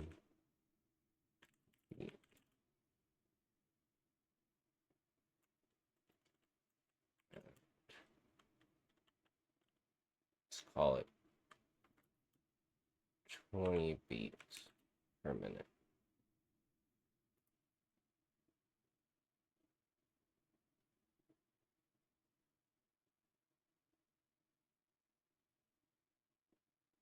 See if this works. There's always something else, right? Again, I keep looking at my fucking camera because I'm retarded. This is going to take a while to get used to.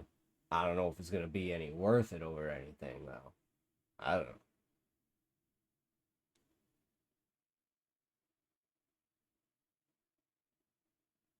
See if this goes.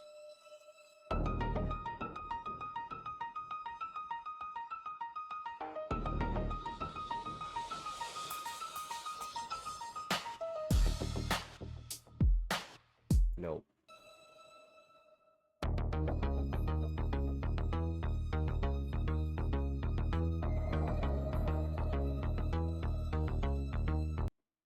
Okay, so let's try something here.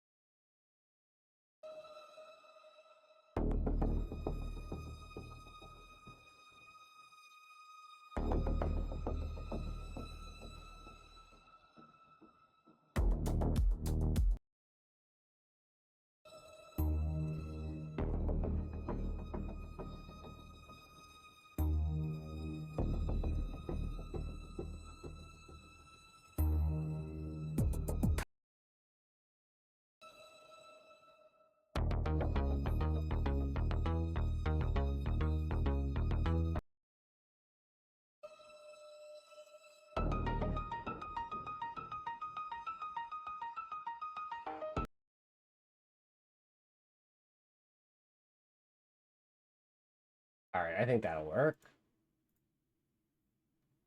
Okay, let's try that.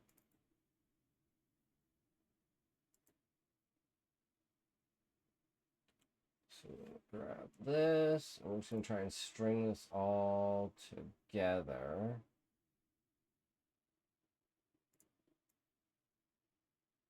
Oh, let me just put it in there because we want to go.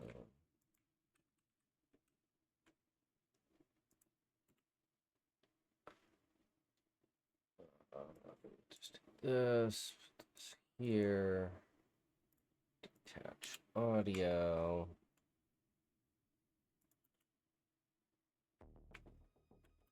This one's super quiet, so we can raise this.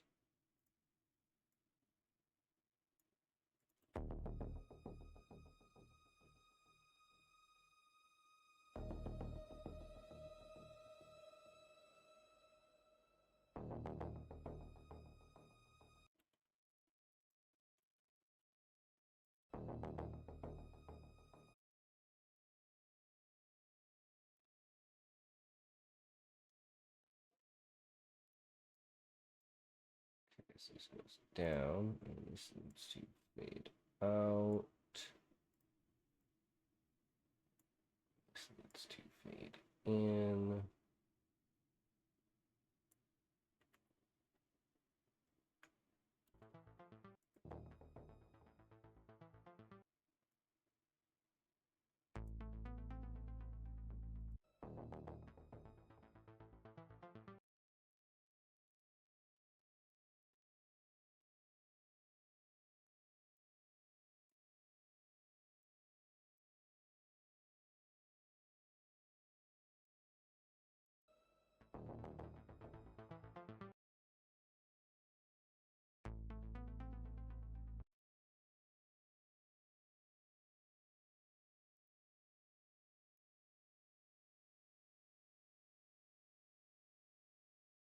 I think we're just gonna have to cut that beginning piece.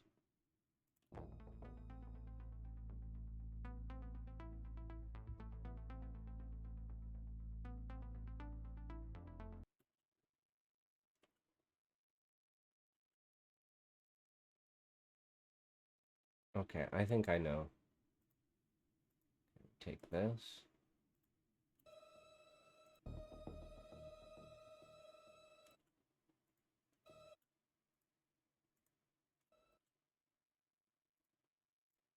This. Copy this. This.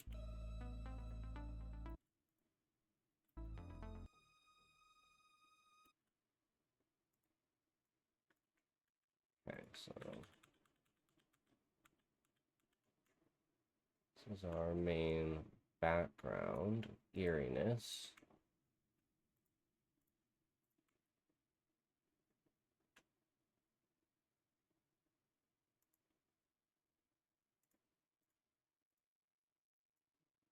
This.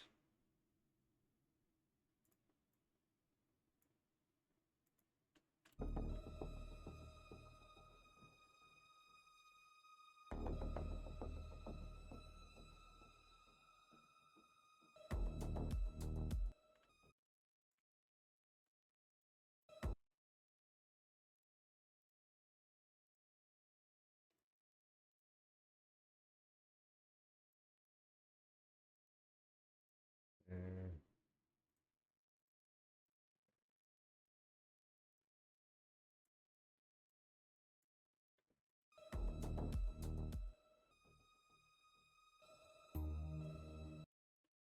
Oh, that one's no good.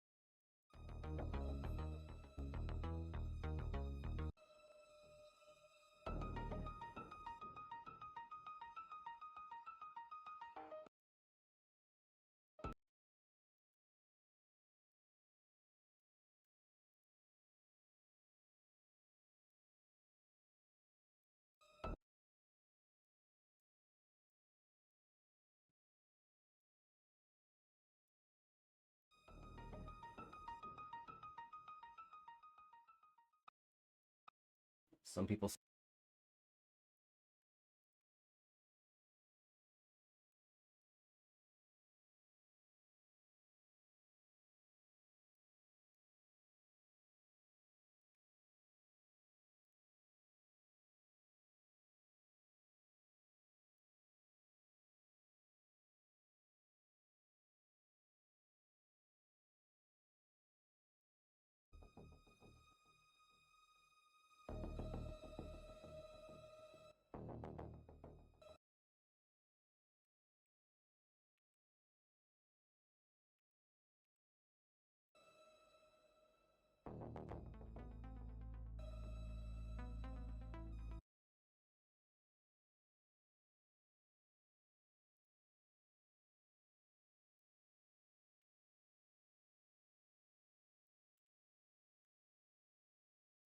This needs to be like a train.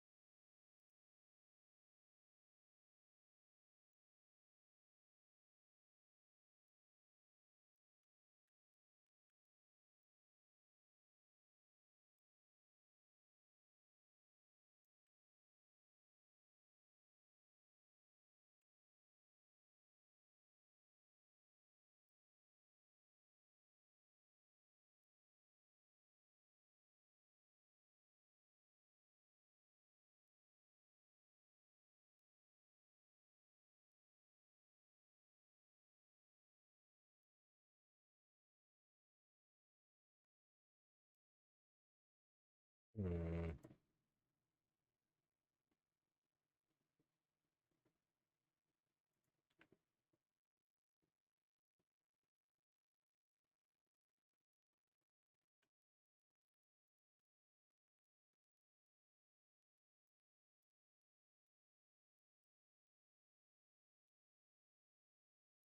Okay, let's try this.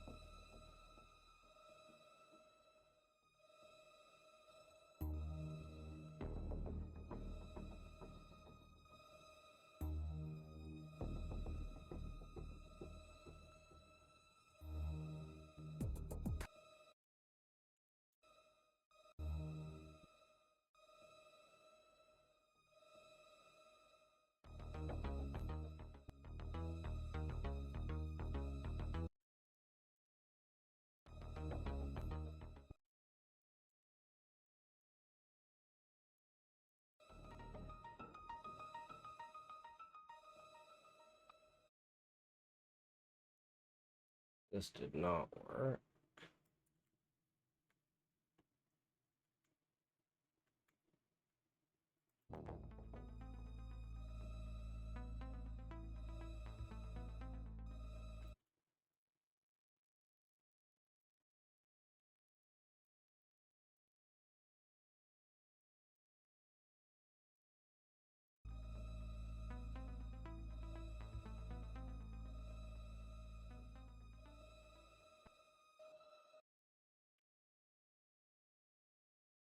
Hmm.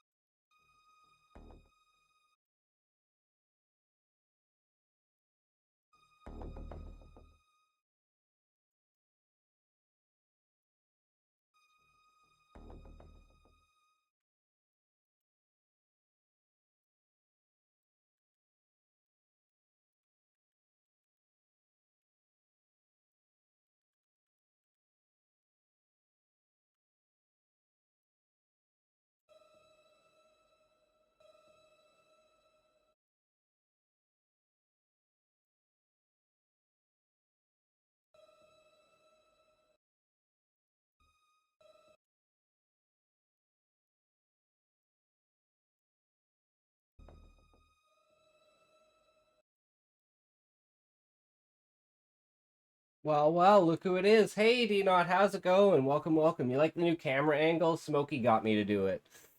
How are you today, D-Not? How have you been? What are you up to? It's been a while.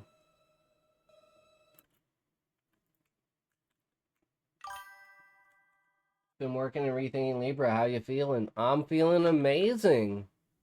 We're just we're making, so remember how, I don't know if I said this, but I want to be the Mr. Ballin of fiction.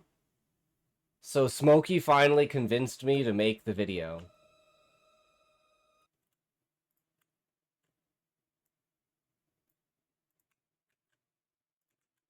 So we are making like the creepy background-ish kind of music right now to get like the vibe going for it.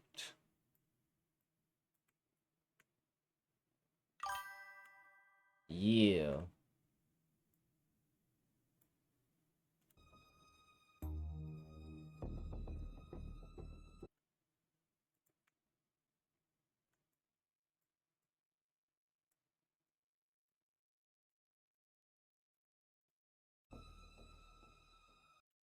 Man, this guy's going crazy, man. This is like the 15th account he's on. I just literally stopped banning him because, well, I can't stay. I do need to sleep. Just wanted to let gang know I'm alive. Hey, no worries, D-Nut. Always good. Take care of yourself. Thanks for dropping in. Always appreciate it. Enjoy the rest of your night.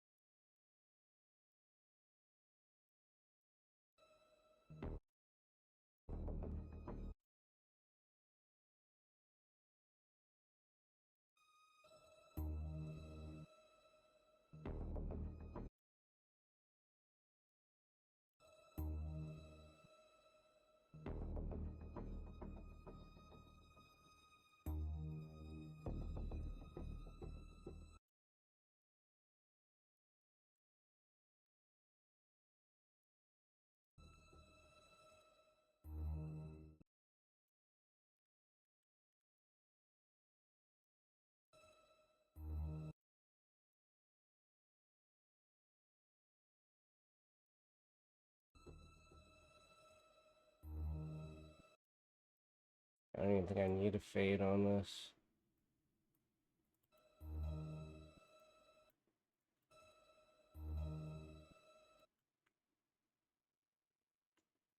Okay, maybe I do.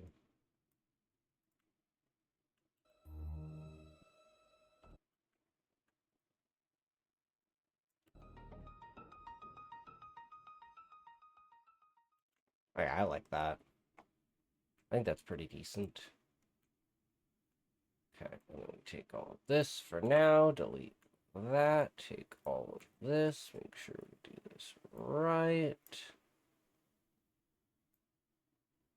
Turn everything. Oh, we can't do everything.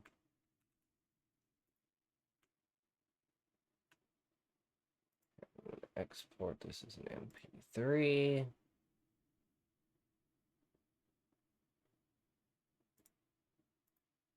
Go new. Oh, wait, no.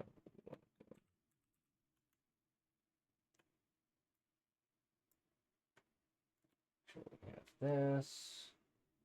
And then we get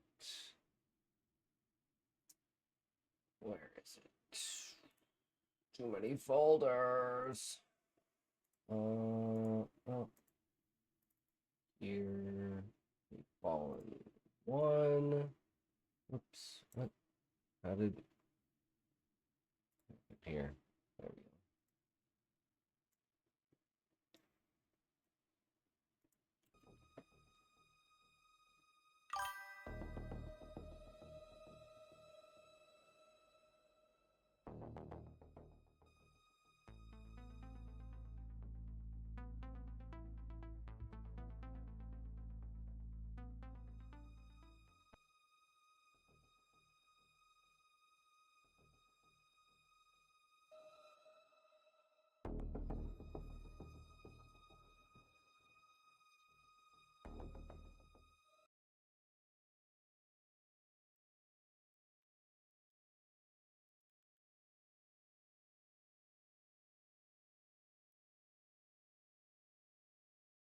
And stuff. So we thought, you know, maybe he's in trouble.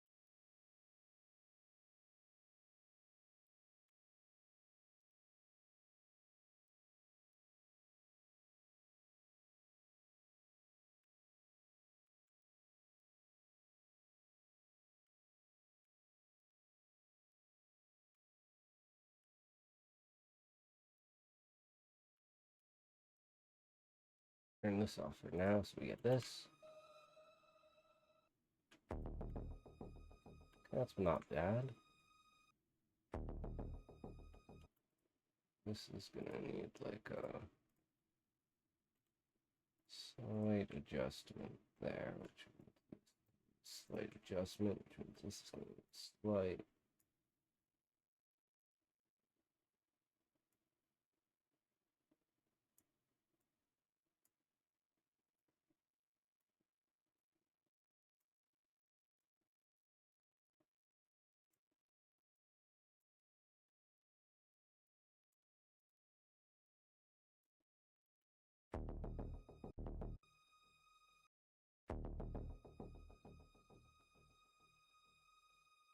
Okay, yeah, this isn't gonna work as well. Do that.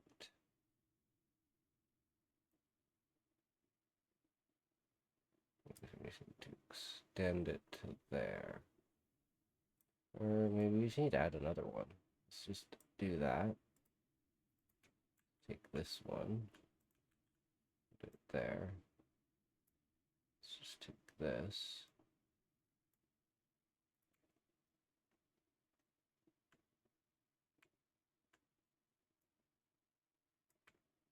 That.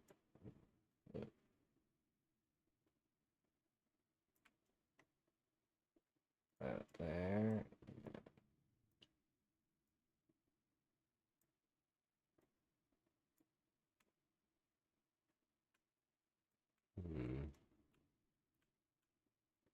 This needs to be there. Okay, let's try that. What's this transition sound like?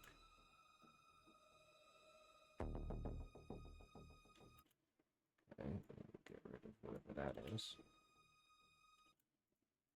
Fade this out.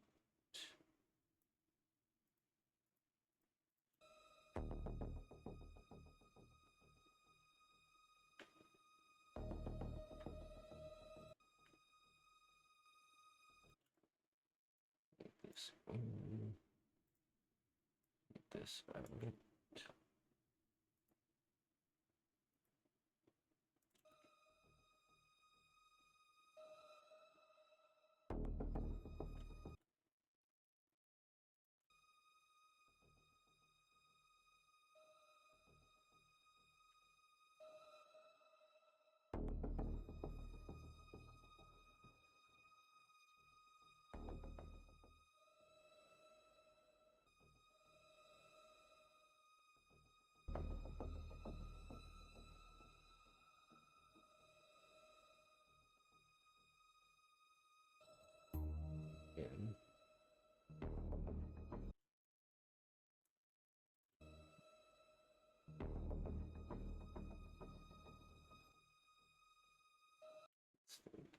Out.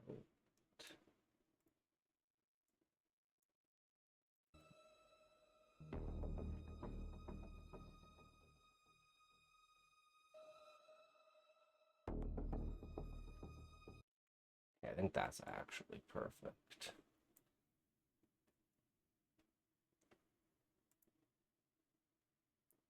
Okay, file, save, turn this on. All right, let's go through it and see what it looks like. Some people say it's the mist.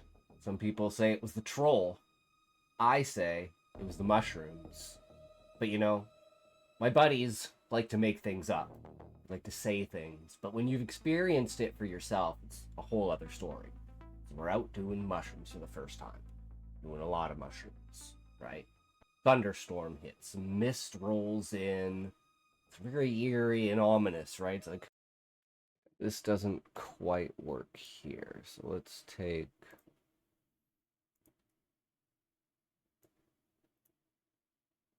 this and this. Let's copy this.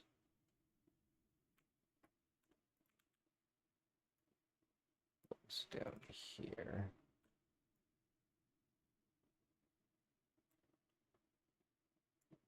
This. A lot of mushrooms, right? Thunderstorm.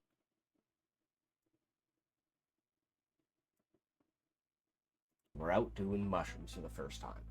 Doing a lot of mushrooms, right? Thunderstorm hits, mist rolls in. It's very eerie and ominous, right? It's like, I don't know quite what's going on. We think we're just tripping balls, right? Everything's going quite crazy. Never done this before. Just out of the blue, we're like, hey, we just got our hands on them. Let's do them. Somewhere around 12 grams or something like that. And one of our buddies just, I don't know, he disappeared out of nowhere. And the other three of us are just shrugging along, doing our own thing, looking for him for like half the night in this mist, hearing these sounds, these weird, like groaning sounds and stuff. So we thought, you know, maybe he's in trouble or something like that. Never find him.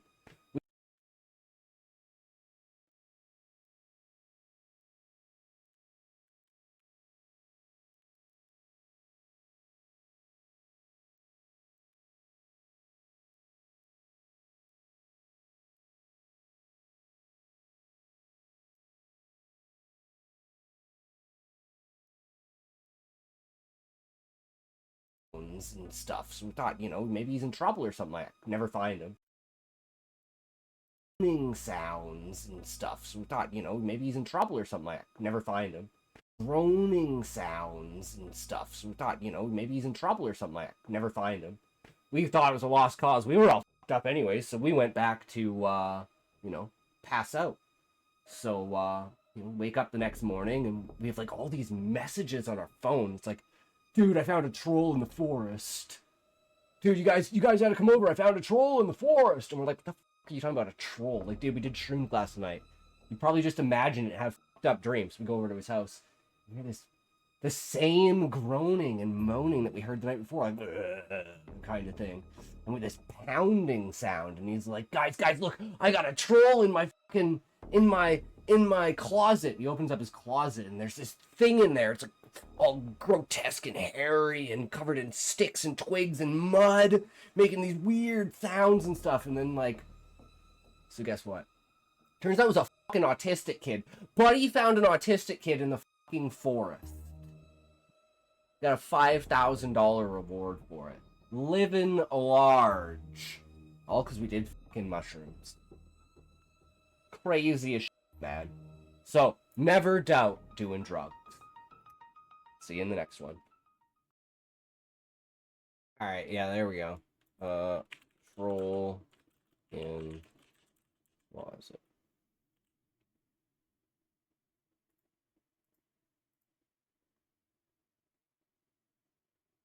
Alright, are we ready for 10 million view, guys?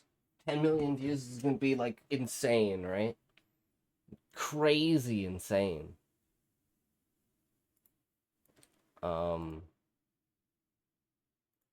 New, can save that. This one.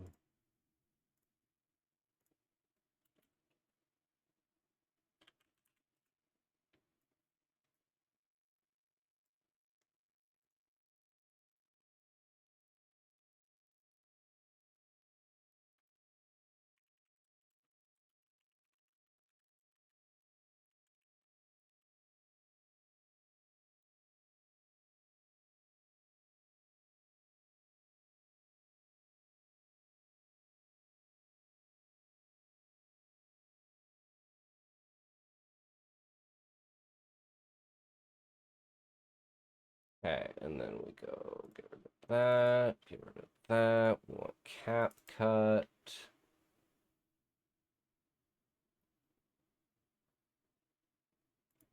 Create project.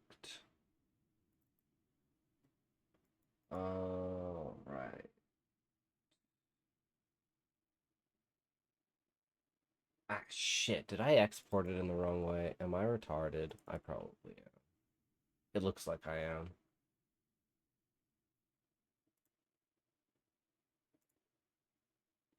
Yep, I am.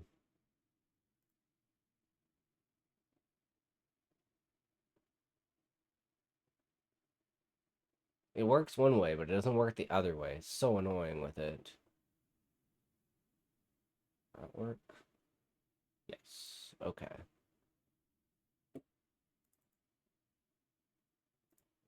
Uh, that cap cut. Get you. Drop you in there.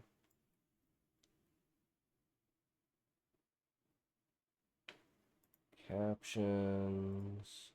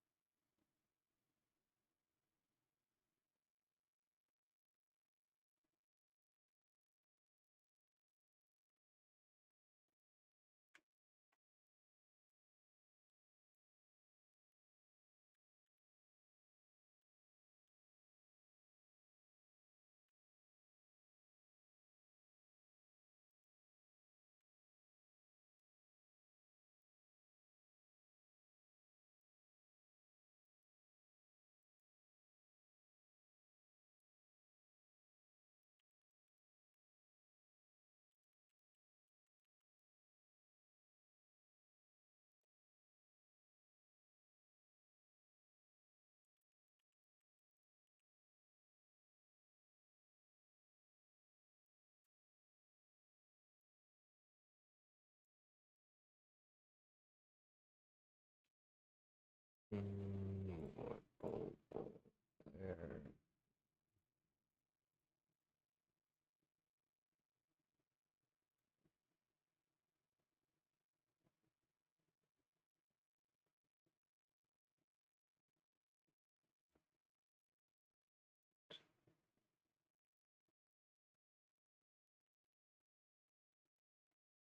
Where are all these? Just do that.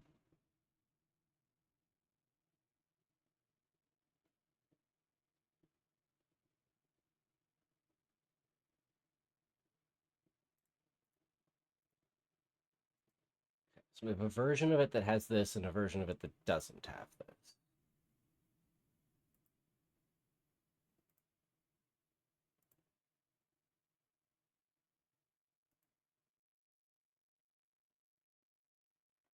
God damn it. Okay, what is to get rid of all of this?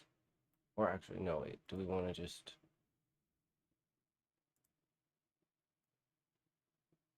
Yeah, no, okay, we want to get rid of all of this.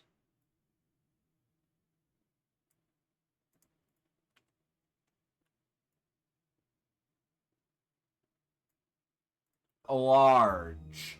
All because we did fucking mushroom. Forest. Guess what? Turns out it was a fucking autistic kid. Buddy found an autistic kid in the fucking forest.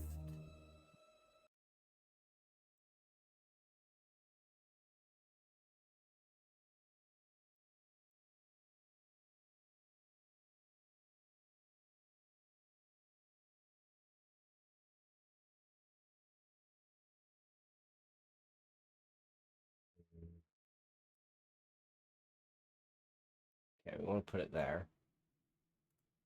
Export this as fake.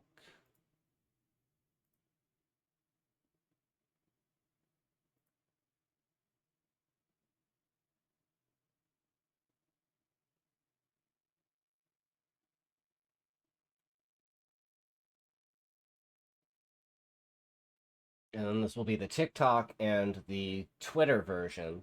And then the other version will be the YouTube version.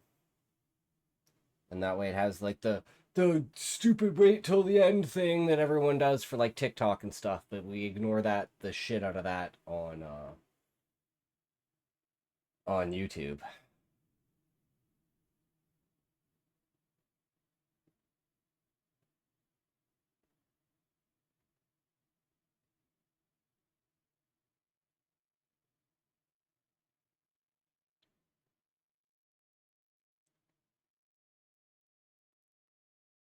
Some people say it's the myth.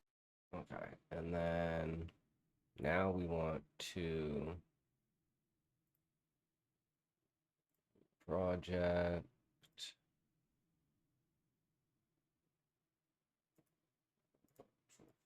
one.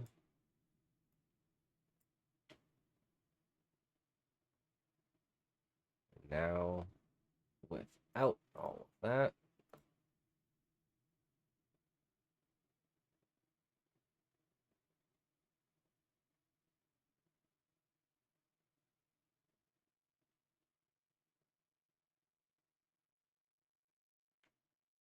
some people say it's so there, templates.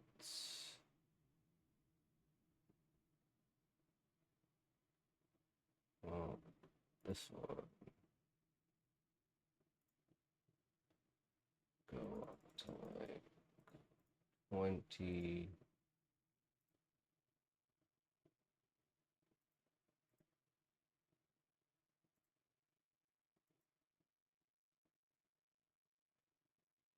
The mist. Some people say it was the troll. I say it was the mushrooms. But you know, my buddies like to make things up, like to say things. But when you've experienced it for yourself, it's a whole other story. So we're out doing mushrooms for the first time. Doing a lot of mushrooms, right? Thunderstorm hits, mist rolls in. It's very eerie and ominous, right? It's like, I don't know quite what's going on. We think we're just tripping balls, right? Everything's going quite crazy. Never done this before. Just out of the blue, we're like, hey, we just got our hands on them. Let's do them. Somewhere around 12 grams or something like that. And one of our buddies just, I don't know, he disappeared out of nowhere.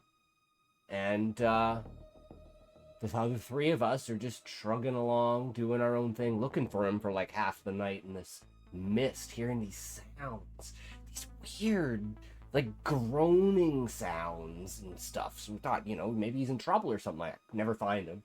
We thought it was a lost cause. We were all fucked up anyway, so we went back. Maybe he's in trouble or something like that. Never find him. We thought it was a lost cause. We were all fucked up.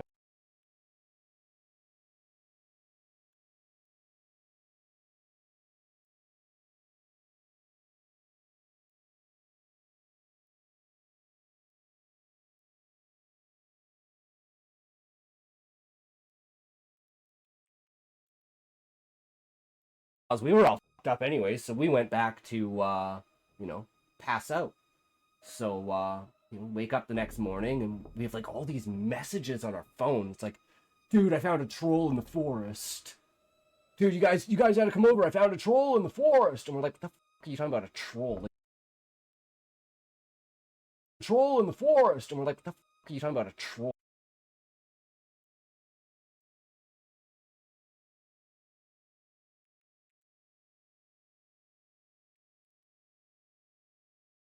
What are you talking about, a troll? Like, dude, we did shrooms last night. You probably just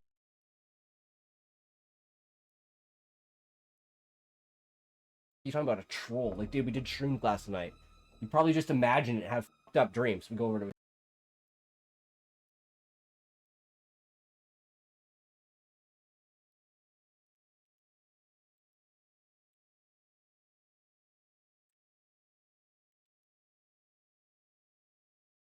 have fucked up dreams. We go over to his house.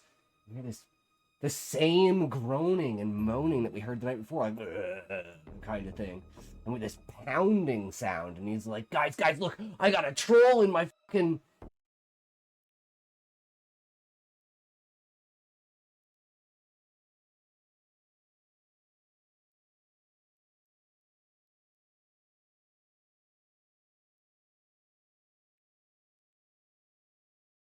troll in my fucking in my closet. He opens up his closet and there's this thing in there. It's like all grotesque and hairy and covered in sticks and twigs and mud, making these weird sounds and stuff. And then like, so guess what?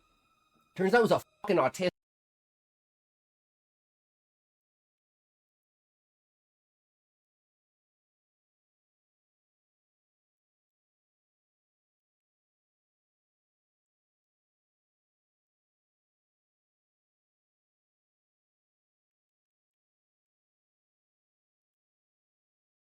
Turns out it was a fucking autistic kid. Buddy found an autistic. Turns out it was a fucking autistic kid. Buddy. Turns out it was a fucking autistic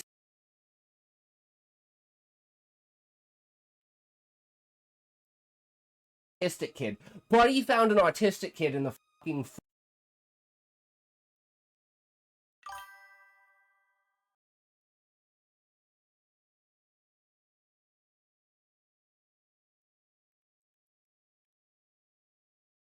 Autistic kid in the fucking forest.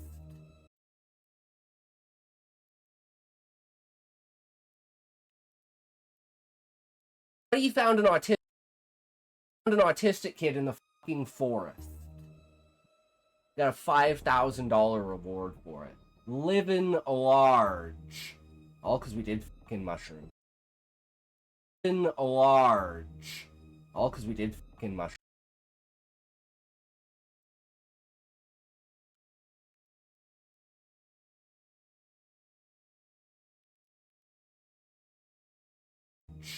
All because we did fucking mushrooms. Crazy as shit, man. So, never doubt doing drugs.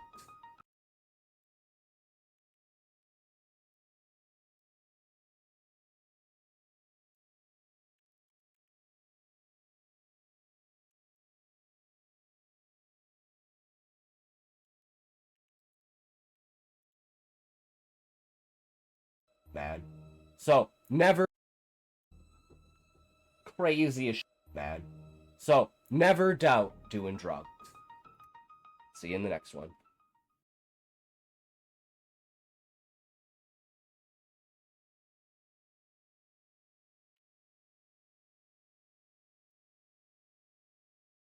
Okay, so this is Twitter troll hack.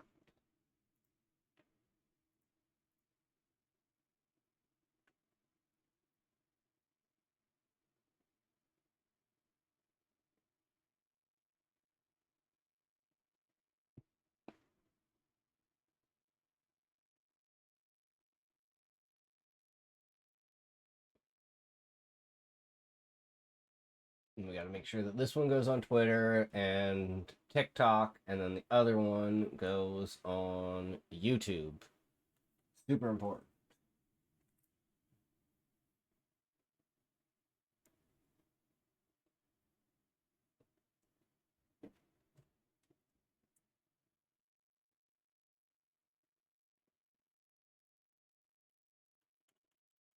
Struggle is real. Okay, so we don't need this anymore. This anymore.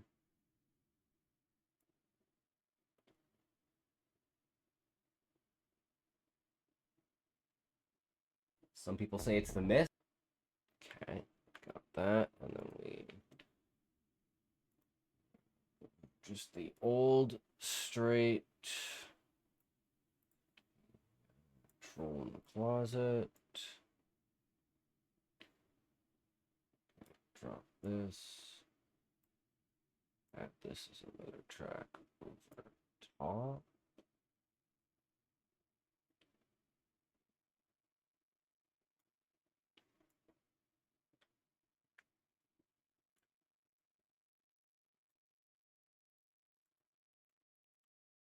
Oh, no.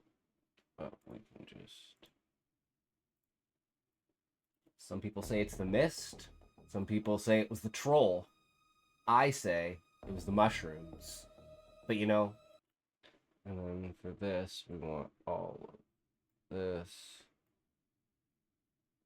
And this. And this. to make things up. $1,000 reward for it. Living large. Okay, there we go. And now this is control in closet.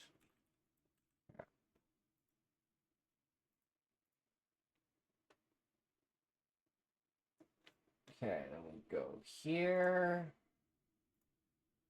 It's gonna pop up. Okay, here. First, we're gonna go Twitter.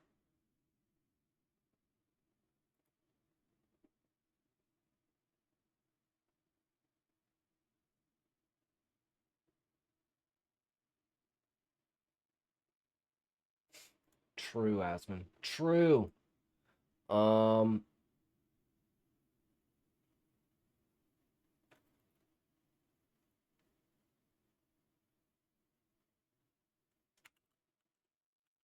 You won't believe the end of this story.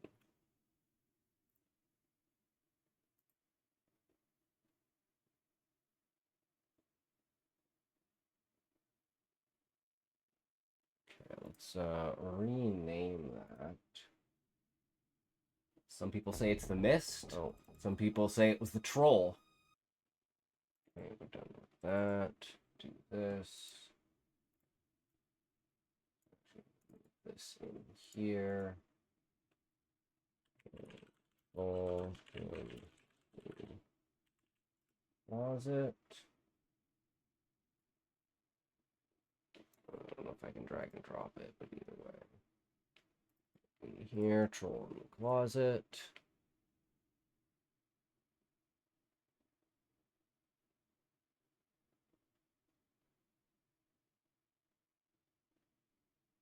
And we'll do the same thing with TikTok.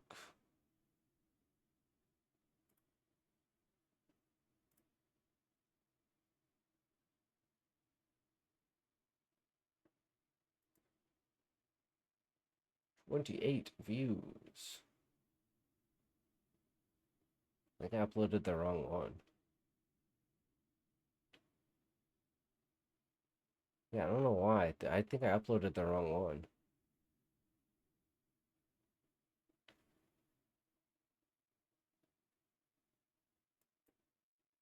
I don't know why there's two of them.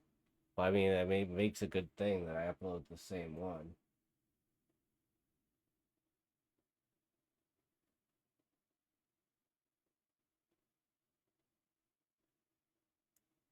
Here's a troll in the closet.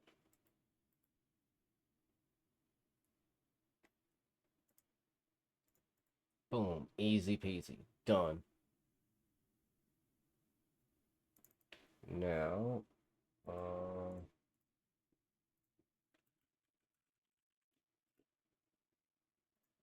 take the other one. Troll in the closet cap. Here. Troll in closet. Oh, there's one thing we need. We need...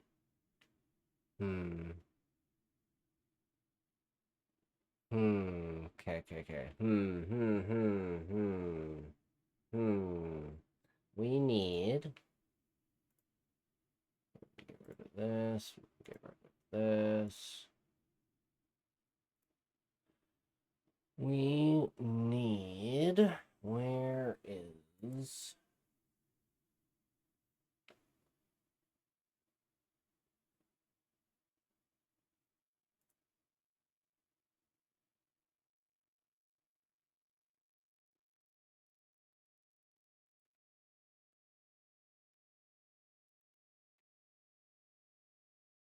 So we need...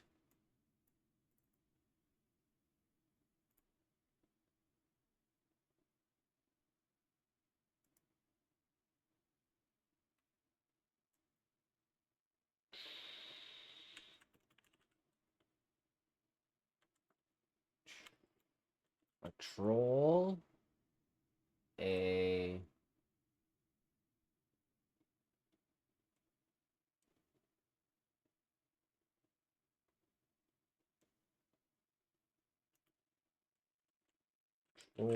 picking mushrooms in forest of mist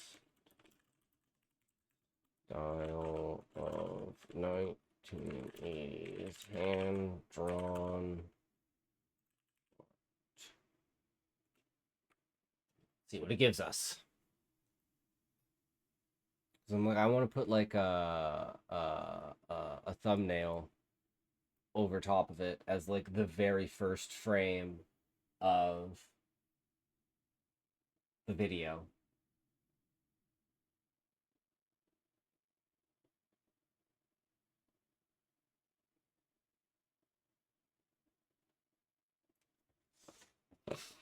But I don't know if it's a good thing or a bad thing. So what we're going to do is we're going to do it on one and we're going to do it on the other. And we're going to put both of them up and we're going to see what happens with that.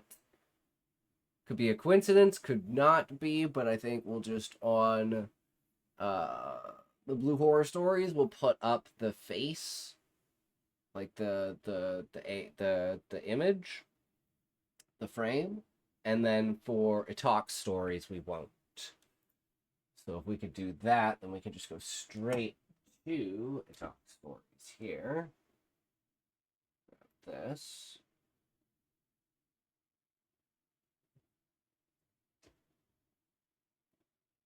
Transfer. Let's see here. Transfers.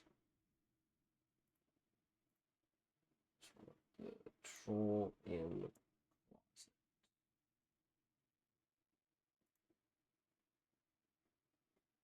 And then for this, we're going to have to open up more, and we're just going to give it one frame, and then we'll drop the full thing in. So we actually need... I gotta take a piss 1 second here. New. Oh!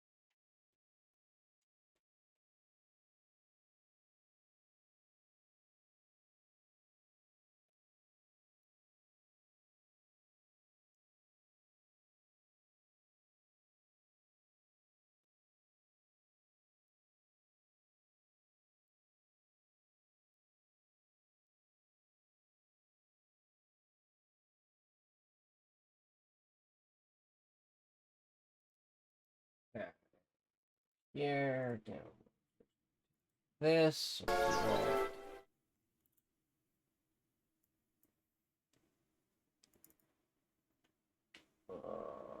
Here, this guy, grab this. Use that, exit this. Easy peasy, throw this guy in here, crop and zoom him down to this.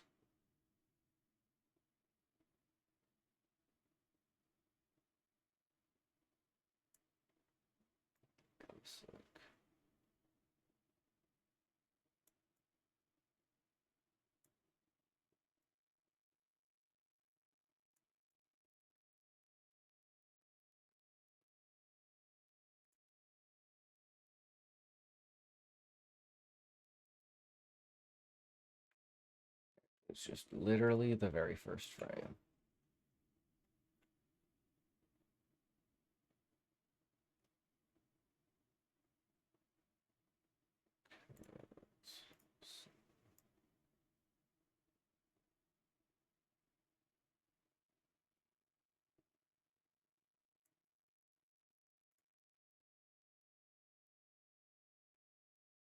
All right, I think that'll do. There.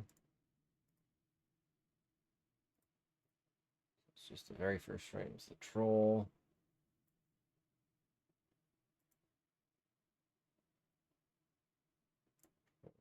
In the closet. I don't know.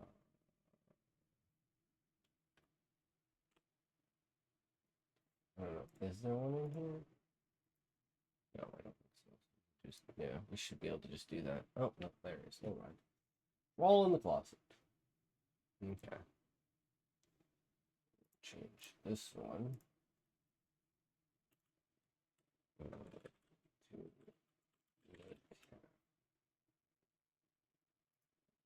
this is just troll in the closet. Exit that. We'll do this one at a time. So we'll go here. This. Change this here.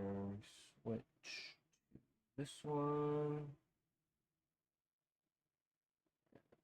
Here.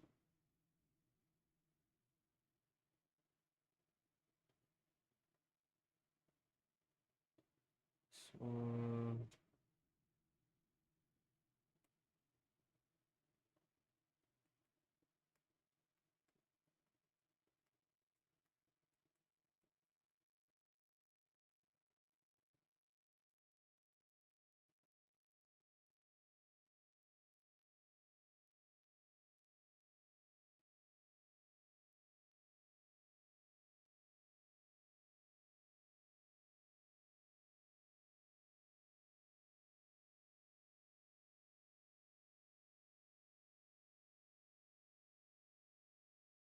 Come on.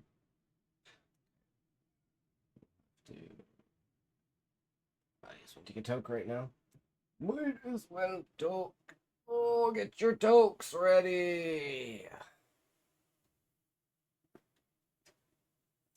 Let's go.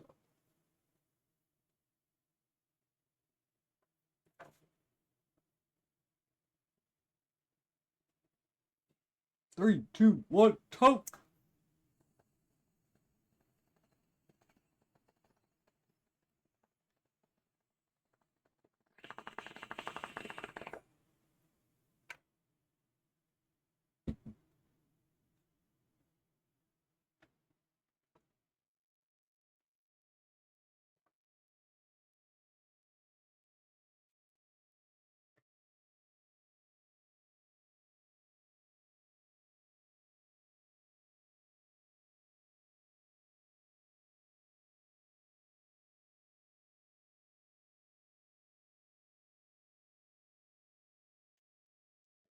That here, grab this again.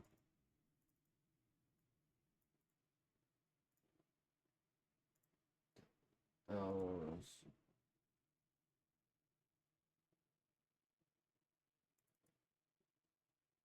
Okay, yeah. This transfers.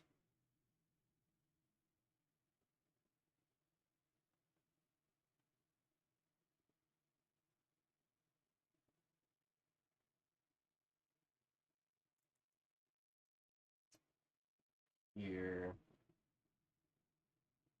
Dismiss. Here. Switch channels. ShortStories. Channel.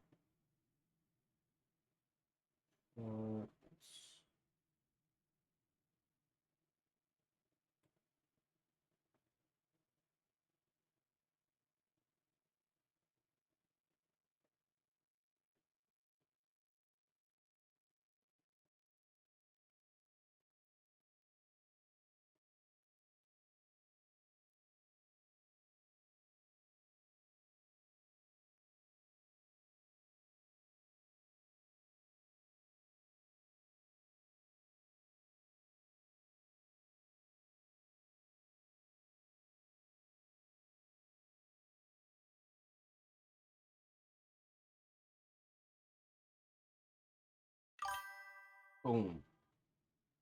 That's the one right there.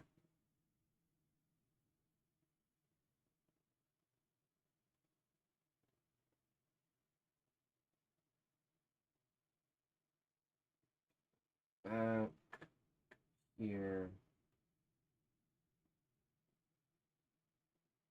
here,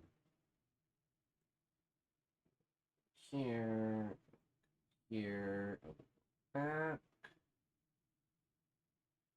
here, here, here,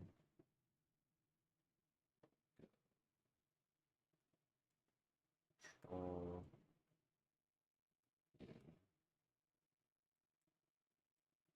closet, upload, just have that, deal with that.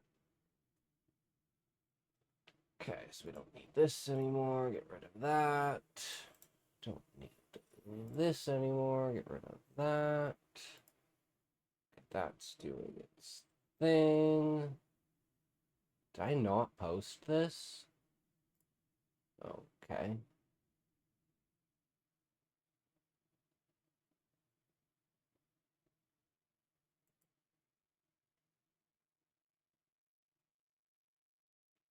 Okay, we got there.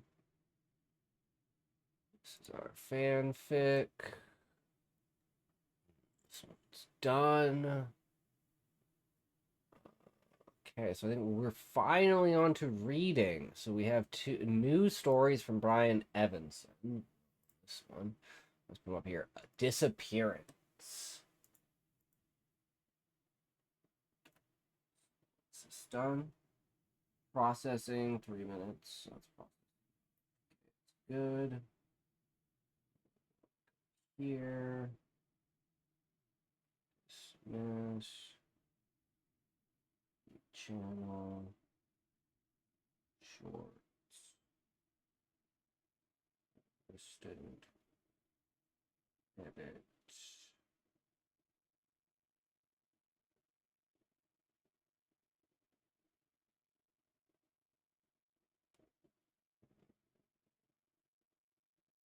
Shorts.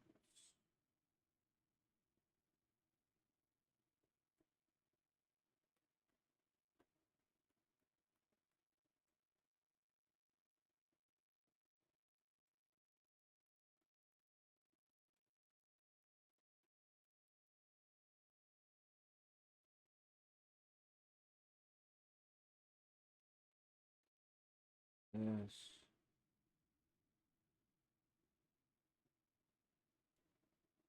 Sure is. Wait, can it not do the first frame? Oh my god, is it gonna be like this even with this? I can't select it. It's not gonna let me select the fucking frame that I want. God damn, man. Of course it's not gonna let me select the fucking troll frame.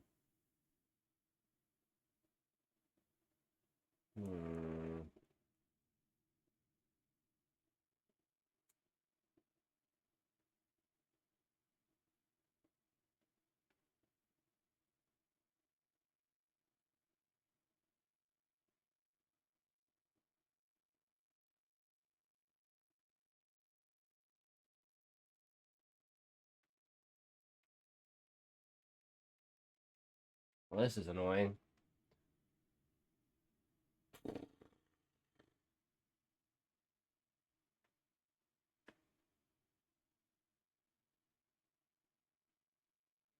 It is not having any of this.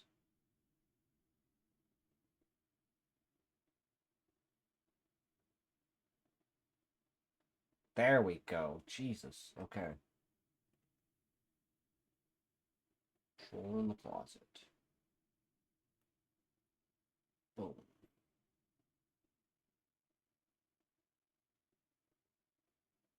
Out she goes.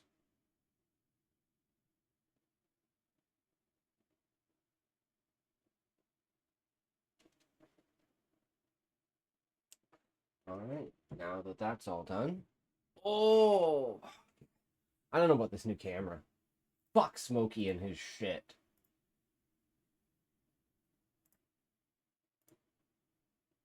I don't know. What do you guys think? Is it better just because it's like different? Right? But it's like, now that we've got everything uploaded and done, it's like, oh my god. Oh, we need a toke. Then we can get into another story. And then, you know, we wake up to 5 million views. Yeah, that's what it's all about. Let's go. Right? I don't know. That was my trump card story, guys. If that was the story, I was going to put on the Asmongold Reddit. Ooh, it was my trump card. But hey, just because I use it now doesn't mean I can't use it later, right? There is something to be said about re-uploading old videos.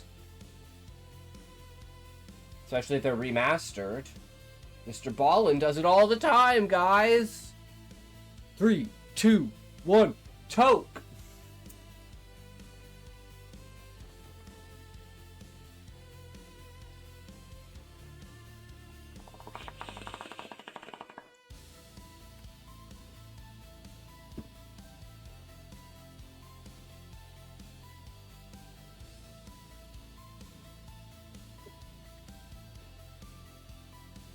Alright. This is the new Brian Evanson story. Disappearance. So, once again, we are back to learning the minimalistic nature of short story horror. Here we go. A disappearance. In late November, 3 weeks after his wife disappeared, Gerald sold their city apartment and moved to a small, isolated house in the countryside. He planned to sell the house before she disappeared, or rather, they had been planning to sell. Quickly corrected. Had not been his idea, but theirs, he stressed, long before her disappearance. Together, they had come over time to hate life in the suburbs. Began to crave a peaceful, simple life. And so, they had made up their minds together to sell the apartment and buy a small, isolated house in the countryside. They would take one last trip to the seashore for old times' sake. And then, they would sell their apartment and move. Was he to be blamed?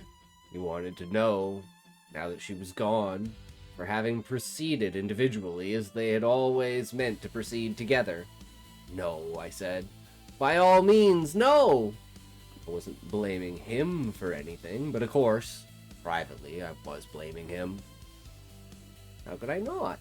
It was he who had taken her to the seashore in the first place, setting in motion a sequence of events that would end in her disappearance. It was he who had gone to the seashore with his much younger wife, and then he who had come back without her. The details of her disappearance remained vague to him. One moment she was beside him in the surf, and the next she was gone. He claimed, run up and down the beach, shouting her name and even plunging chest deep into the surf, and felt around for her, but she simply wasn't there. So you think she drowned? I said. How do I know? He asked. Is she dead? She alive? Yes? She could be dead. Perhaps drowned, he admitted. A sudden wave dragging her far out to sea and into deep water. Or maybe she was alive, abducted, taken by someone, suddenly, right from under his very nose. There was, after all, no body. There was always a chance she was still alive. I shook my head. Hardly sounds feasible, I claimed. He regarded me for a long time. That look of his that made me feel like layers of myself were being slowly peeled away, briefly considered and discarded inside. He squirmed a little. No, he said finally. Probably not. Like his wife, I too was much younger than Gerald. Almost 2 decades younger. I'd become friends with him only because of his wife, who had been my friend years before either of us met Gerald himself. We had grown up together, been in school together, and went everywhere together. We were often mistaken for being brother and sister. If people discovered that we were not, in fact, brother and sister, they would wonder if we were a couple. So, when I would tell them we were old friends, that seemed to provide an explanation they grudgingly accepted. Indeed, when Gerald first met the woman who would become his wife, he met me for the first time as well. His future wife and I were sitting at a table outside the Balmain, drinking. And when I excused myself to use the restroom, he approached our table. "May I ask?" he asked the woman who would become his wife. "You can't possibly be serious about the fellow who just left the table, can you?" "He's not my boyfriend," she said promptly. "Simply a friend." By the time I got back, Gerald was sitting at the table, on the same side as her, touching her elbow lightly. I resumed my position across from the table from her. Eventually, I left. A month later, they were married. On the day of the move, I, as one of Gerald's only friends, showed up. I was the only friend to show. Perhaps, with his wife having vanished under suspicious circumstances, I was his only remaining friend.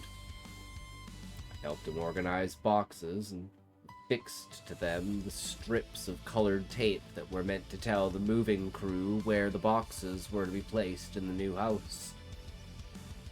When the movers showed up, Gerald made the crew foreman listen while he explained each color of tape to what room it corresponded to.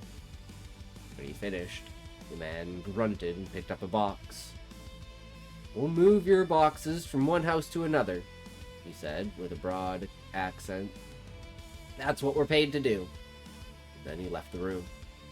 Nevertheless, we continued to arrange and label boxes. "But what if she comes back?" I asked at one point, mainly to see what Gerald would say. "What will she think when she finds you gone?" He stopped and set down the roll of tape he had been using. It was a vague color, teal, he called it, only distinguishable from the blue tape if you looked at strips of both side by side. There was, I was certain, zero chance the movers would bother to do so. "Well," he said slowly, "you're not moving, are you? I suppose, when she finds me gone, she'll come see you." Perhaps I read too much into his answer, but it troubled me. I stayed until the boxes were all loaded and the truck had started off. Then I stayed even longer, long enough to help him finish the dozen stubbies that he'd left in the fridge just for that purpose. "You'll drive there tonight?" I asked, a little worried about how much he was drinking. He shook his head. "No such luck," he said. "I'll sleep here, in the back of the car, and then drive down in the morning." "In the back of the car?" I asked. He nodded. "Yes," he said. "Why not?" "Because," I said. "For starters, because it's a fucking car." After a moment, I offered, "Why not stay with me?" But he simply shook his head. "No," he said. "I couldn't impose." And though I claimed it was no imposition, he still refused to accept. We were each on our last stubby when he asked a question. Not the question that I dreaded him asking, although still a question that I suspect he wouldn't have asked if I hadn't been drunk. "You think I did it, don't you?" he said. "That I killed her?" I politely demurred, staring instead at the narrow mouth of my bottle, and yet he persisted. "Come on," he said. "You can see that all the rest of them think I did it. Why do you think they didn't show up today? So why did you? Don't you think I killed her?" "I don't know," I claimed. Exactly what to think. If I'm saying this, I was lying only slightly. Didn't see him again for some time. By the time I passed the apartment building again, the next morning his car was gone. And I thought, well, better to just leave him alone in his isolated country house. And for you to forget about him. And him to forget about you. Months went by. 10, maybe 11. I had no word from him. He was living perhaps 350 kilometers away in the interior, somewhere near Garok. I told myself, forget about him, go on with my life as if nothing had happened, despite the loss of my real friend, his wife. And then he chose to break his silence and contact me. It was a simple letter, sent in a paper-thin airmail envelope despite having only several hundred kilometers to go. I slit it open with a knife. Come see me. This was all. Apart from an address and a telephone number. Called the number. No answer. I called again. Then again. Finally, I had him. Strange connection. Staticky in the extreme. Hello? He said, hello? And then, despite the fact that I was already speaking, who is this? Is anybody there? It's me, I believe, I said. Your wife's best friend. He didn't seem to hear me. If this is some kind of joke, he said, and then hung up. I'll wait for a second letter, I thought. When a second letter comes, I will trek out to see him. But no second letter came. A month passed, and then another. I sent a letter to the address he had provided in the letter, expressing my intention of visiting him, but there was no response to this either. When I called again, the number was no longer in service. What do you do in such a circumstance? With a friend who is not technically a friend, who is only a friend because of your connection with his wife, who vanished under mysterious circumstances. You simply forget about him? Let him fade slowly into oblivion? Do you think, yes, I'll contact him someday? Not yet. Or do you do as I did, and instead take it upon yourself to show up at his door? The outside, it looked ordinary. A small stone house that hadn't been updated for a century, or perhaps more. But it was solid. I rapped on the door. There was no answer. I knocked again and called his name. Gerald. There was a long moment in which nothing happened. I envisioned myself driving back the 350 kilometers to the city without even having seen him. Then the door opened. He stood there, blinking against the light, staring at me, no hint of recognition on his face. I said his name again, and then finally his expression changed, and he said, "Ah, it's you." Turning, leaving the door ajar, he walked back into the shadows of the house. Inside, it was a shambles. Despite nearly a year having passed, everything was still in boxes. Or rather, piles of half-opened boxes were scattered throughout the rooms, with pieces of clothing, towels draped over them. There was no bed that I could see. When I asked him where he slept, he gestured feebly to the garage. I went and opened the door and saw more boxes. Whole stacks of them, with all different colors of tape on them, and there, squeezed among them, a camp cot. "What happened to your bed?" I asked. But he simply shrugged. I followed him into the living room. He asked me if I wanted something to drink, and when I asked for water, he went to the bathroom and came out with a glass smeared with toothpaste. He washed it in the sink and then brought it to me and filled with silty water. Once I'd finished it, he carried the glass back into the bathroom. "What's happened to you?" I asked. He shrugged. "My wife's gone," he said. "That was almost a year ago," I said. I wanted to wait to unpack until she could decide where things would go. "Gerald," I said, "she's not coming back." "She might come back," he said. "She still might come back." "No," I said. "Don't be a fool, Gerald." Turned to me with that same look of his, the one that made me want to squirm. "What do you know about it?" he asked. "Nothing," I claimed. "Nothing at all, but do you mind if I ask you a question?" he interrupted. It talks! What's up, Callie? Is the new camera angle good or bad, Callie? You tell me.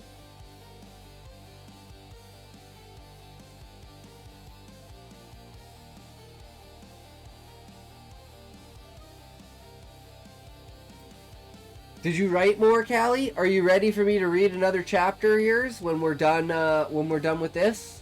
Because you're up next, Callie. Well, I can't see your cock, so it's an angle, that much I know. Read! I will read your story when I am done this story. Yeah, Smokey said I should change the angle.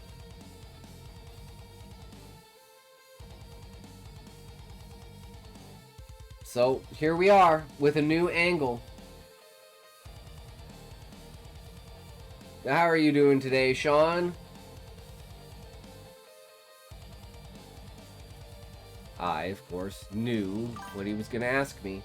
The room somehow looks better, not sure why.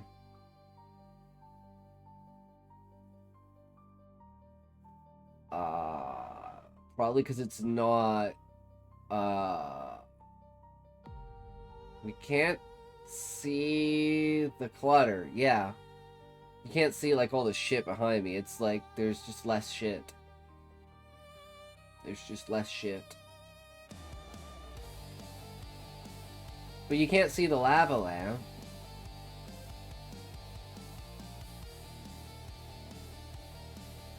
But you can see Ichigo's face, but you can't see the crescent moon.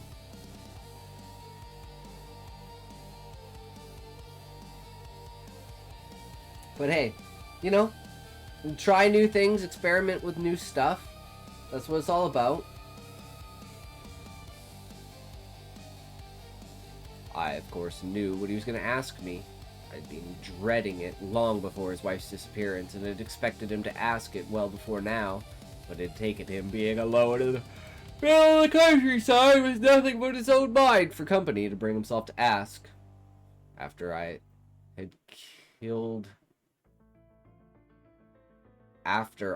killed him, I considered what to do with the knife.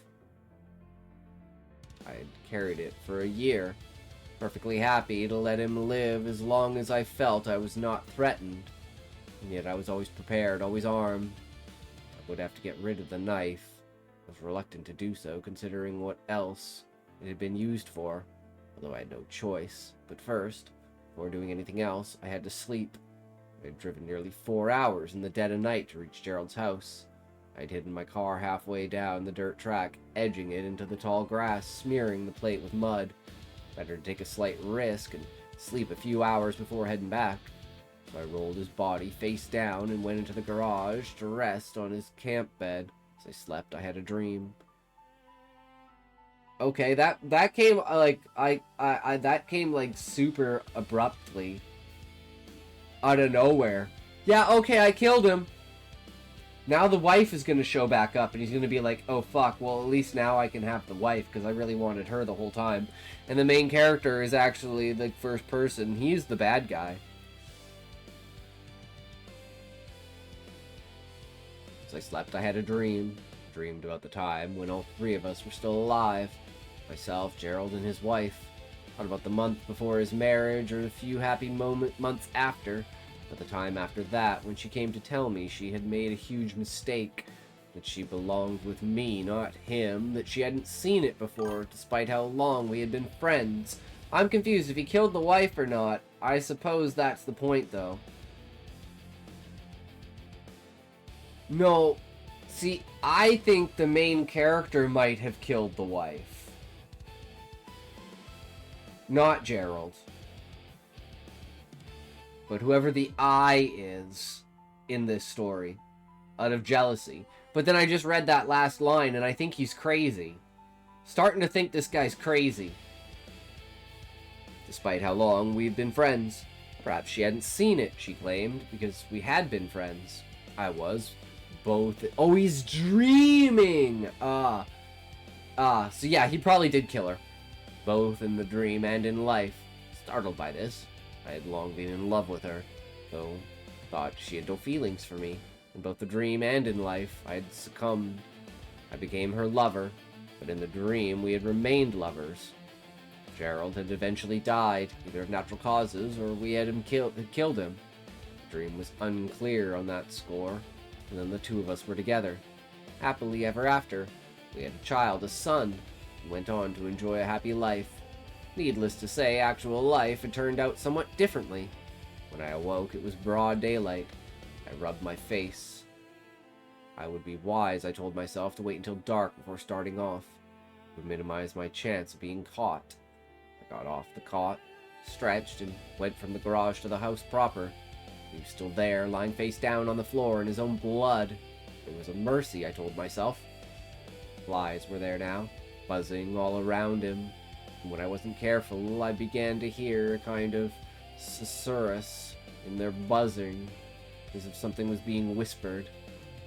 Just a body, I told myself, but in the end I retreated back to the garage. Sitting on the edge of the cot, thought about her. She had come to me, telling me that she and Gerald were going to the seaside. She told me I should come too, secretly, that she would find a way to slip out to see me. Is that wise, I asked her. But wisdom, of course, had nothing to do with it, and of course I went. We had several good days together there. Moments when she claimed to Gerald she was going to town or elsewhere, and then insisted trekking a kilometer up the beach and spend a few hours at my cottage. A moment even when she sneaked out in the middle of the night. Did Gerald suspect anything? I didn't think so. Although that was, of course, one of the things I'd been worrying ever since she had vanished. But no, I didn't think he knew. And it was clear from the way he finally posed the question in the small stone house right before the Garok, right outside of Garok, right before I killed him, that if he thought of myself and his wife having an affair had crossed his mind, it had only recently done so. Here in Garok, while he was alone with his thoughts, or he had been good. At least, presenting the matter of that moment as if this had been the case. The question he asked me was, "Were you having an affair with my wife?" He asked in a way that made me think that the idea had only then occurred to him. The answer, of course, was yes, and I, of course, claimed to know, and with indignation. How could he even think such a thing?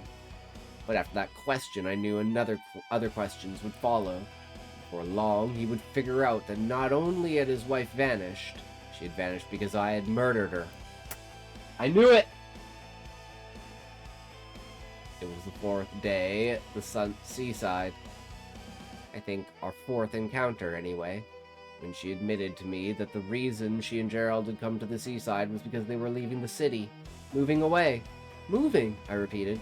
Yes, she said, to the country, a small house to work on their marriage. She had recommitted to one another. They had recommitted to one another and were planning to start anew. This, I said, gesturing at the sheets crumpled around us, is a funny way to recommit. For a moment, her brow creased. Then it smoothed. Oh, she said, I thought you understood that this trip was the end. That this was me saying goodbye. It was true, she had said that. And yet she had said it other times, so many times before. How was I to take her seriously? But now, finding that they were leaving, it did strike me that perhaps this time she was, in fact, serious. What did I say to her? I don't recall exactly, except to remember a certain degree of desperation in my pleas, a certain amount of humiliation. She protested, and she didn't expect it to end this way. I came to understand that she'd been expecting to have a final moment of glorious infidelity she could carry delicately back with her into her recommitment to her marriage. Things ended abruptly, or rather, they ended with her, tight-lipped, no longer saying anything, getting rapidly dressed and fleeing the cottage. After she was gone, I lay in the bed for some time, staring at the ceiling. I was pondering the degree of my humiliation. I was wondering, if I waited long enough, would her marriage collapse? Would this final gambit go wrong and lead her back to me? I lay in that rented bed in that dented cottage and considered the shape of my life and saw many years of her occasionally straying, momentarily departing from Gerald to seek consolation with me, but always going back to him. In my mind, even when he finally died, she did not come to me, but found someone else, someone more like Gerald. I realized I could not be with her, nor could I escape her, that I was condemned to a sort of diminished life in which, slowly, over the years and years, I would become nothing. There would be no escaping this unless, somehow, I had the good fortune of her dying and freeing me. And so, slowly, by bits and starts, my resentment and humiliation growing, I arrived at the idea of killing her. It's a great deal easier than I thought it would be. I had a snorkel and a mask, and I waited hidden in the dunes down from where I knew their cottage to be. I waited an hour, perhaps 2. When I saw them step out of the door in their bathing suits, I moved into the water and toward them. Before long, I saw beneath the waves the pale legs I recognized as belonging to her. I positioned myself with great care, and then with a large crashing wave and a moment of distraction suggested in flexion of the legs of her husband. As they both turned back to face the beach, I yanked her off her feet and below the water. She was too surprised to resist, and by the time she thought to do so, I was drawing her away, keeping her under, not allowing her to breathe. She struggled, once almost escaped. She managed to claw my mask down around my neck. However, the act of seeing my face and realizing who it was proved more of a shock to her than the mask had been. I managed to keep the snorkel in my mouth long enough that before I ran out of breath, she was dead, drowned. Then leaving her body to drift, I reaffixed the mask, cleared the snorkel of water, then dragged her slowly out to sea, taking her body to the edge of the reef. I slit her throat open with my knife, the same knife I would use a year later to kill her husband. I watched the blood that would draw the sharks to her slowly bloom, and then realized her corpse and released her corpse and allowed it to sink gently into the darkness. I returned that day to the city. I was there, waiting when Gerald came back, bereft, unsure of what had happened to his wife. I was there to comfort and reassure him, though above all to reassure myself that he did not suspect me. After all, I could not know for certain what his life had let slip about our relationship. But for a long time, I was convinced he knew nothing. There was only that gaze of his, those brief moments of thoughtful consideration as he looked at me, that left me unsure. If 3 had a girlfriend, I would say hi and she would say hi and I would say hi and she would say hi and I would say hi and she would get annoyed and say bye and I would say hi and she would leave the room and I would say hi and I would say hi and I would say hi and I would say hi.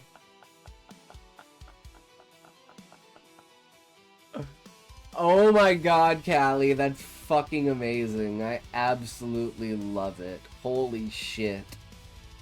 Holy shit. True. True, brother. True.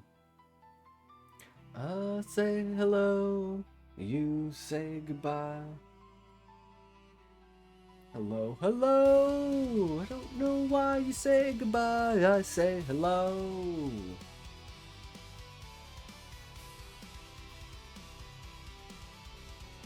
There's only that gaze of his, those brief moments of thoughtful consideration as he looked at me, left me unsure, which had led me here to this cot in this garage, staring at the door that led into a room containing his body.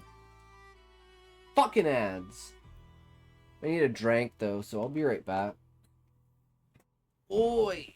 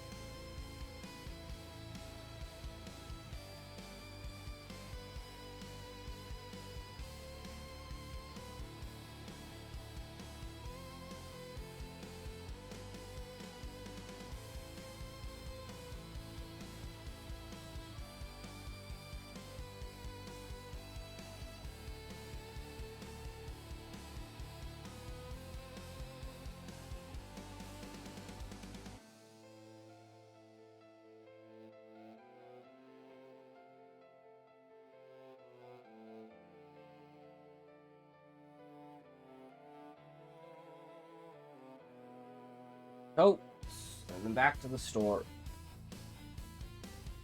Get your toques ready!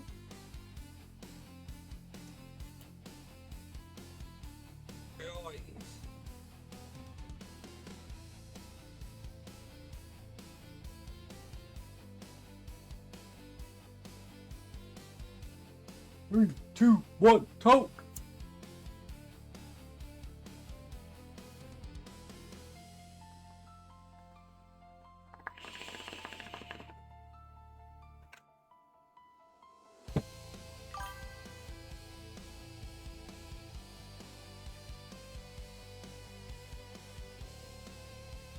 Oh, you missed a lot, Fish. We have a new camera angle thanks to Smokey.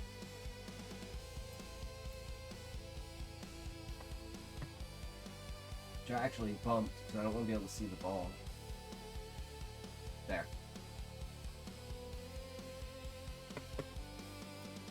We had 4 new releases. We made our first Mr. Ballin video. Mr. Ballin style video.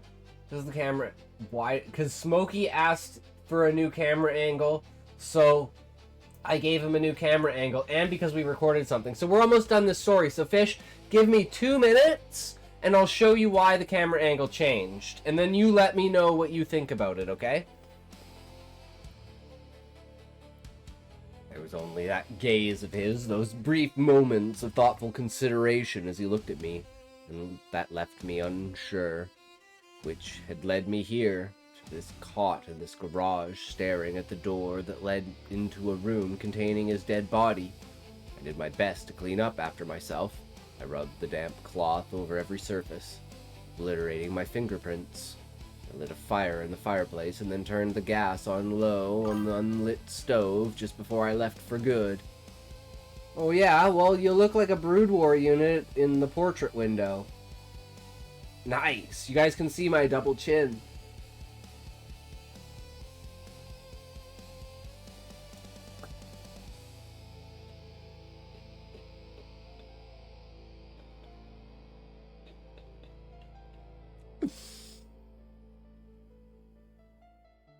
By the time police I got in my car and drove at a steady, leisurely pace back to the city. By the time the place caught fire, I was kilometers away. I've been here ever since, unsuspected, alone, bereft now of not just one friend, but 2, both of whom I betrayed. Do I regret it? No. And then again, yes, in truth, I did not know what I feel, though I do know that often at night I dream of them, of their deaths, of the slow seepage of their blood into the salty water, of her blood into the salty water, of the sharp spurt of his against the stone wall as I slit open his throat. I lie and dream and wake to hear the blood beating in my own ears and wonder, could this have turned out any differently? Could we all still be alive, happy even? But no, I think, once daylight starts to break, things could only have turned out this one way, only exactly as they did. Damn. Damn, I told you the main character was a fucking psychopath, guys. Okay, so check this shit out. This is our troll in the closet. Are you ready? Get some sound going. This is the troll in the closet. Some people say it's the mist. Some people say it was the troll. I say it was the mushrooms. But you know, my buddies like to make things up. Like to say things, but when you've experienced it for yourself, it's a whole other story. So we're out doing mushrooms for the first time. Doing a lot of mushrooms, right? Thunderstorm hits, mist rolls in. It's very eerie and ominous, right? It's like, I don't know quite what's going on. We think we're just tripping balls, right? Everything's going quite crazy. Never done this before. Just out of the blue, we're like, hey, we just got our hands on them, let's do them. Somewhere around 12 grams or something like that. And one of our buddies just, I don't know, he disappeared out of nowhere. And the other 3 of us are just shrugging along, doing our own thing, looking for him for like half the night in this mist, hearing these sounds, these weird like groaning sounds and stuff. So we thought, you know, maybe he's in trouble or something like that. Never find him. We thought it was a lost cause. We were all fucked up anyway, so we went back to, you know, pass out. So, you know, wake up the next morning and we have like all these messages on our phone. It's like, dude, I found a troll in the forest. Dude, you guys gotta come over. I found a troll in the forest. And we're like, what the fuck are you talking about, a troll? Like, dude, we did shrooms last night. You probably just imagine it and have fucked up dreams. We go over to his house. We hear the same groaning and moaning that we heard the night before, like, kind of thing. And with this pounding sound. And he's like, guys, look, I got a troll in my fucking, in my closet. He opens up his closet and there's this thing in there. It's like all grotesque and hairy and covered in sticks and twigs and mud, making these weird sounds and stuff. And then, like, so guess what? Turns out it was a fucking autistic kid. Buddy found an autistic kid in the fucking forest. Got a $5,000 reward for it. Living large. All because we did fucking mushrooms. Crazy as shit, man.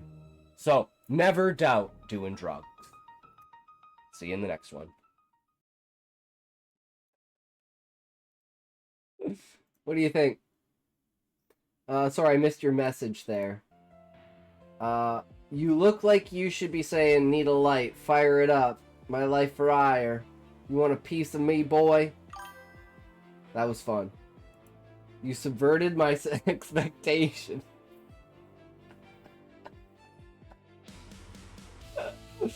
Subversion successful. That's the $10 million video, guys. That's the $10 million video right there. If that doesn't hit 10 million views, we're never having a video that hits 10 million views. The way the world works, you know?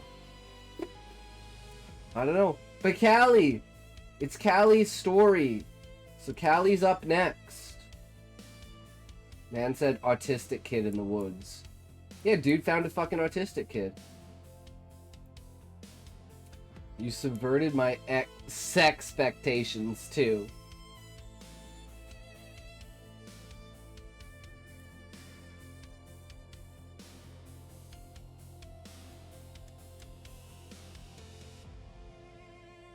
We will never, ever, ever. Callie!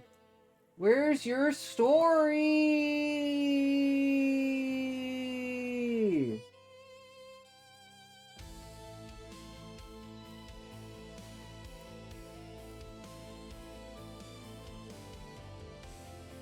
There's nothing here.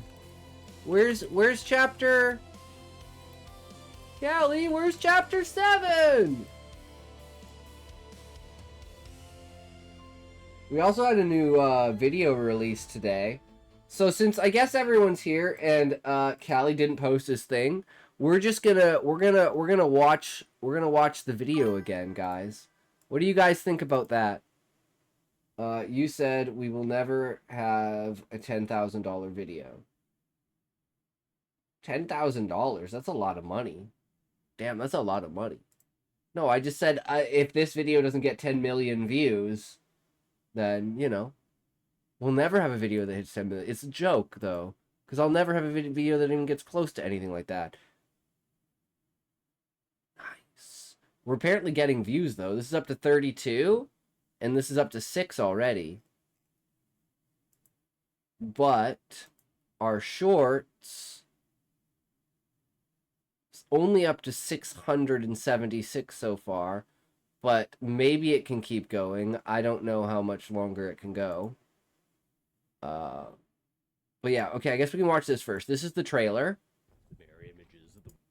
So this is the trailer for the story.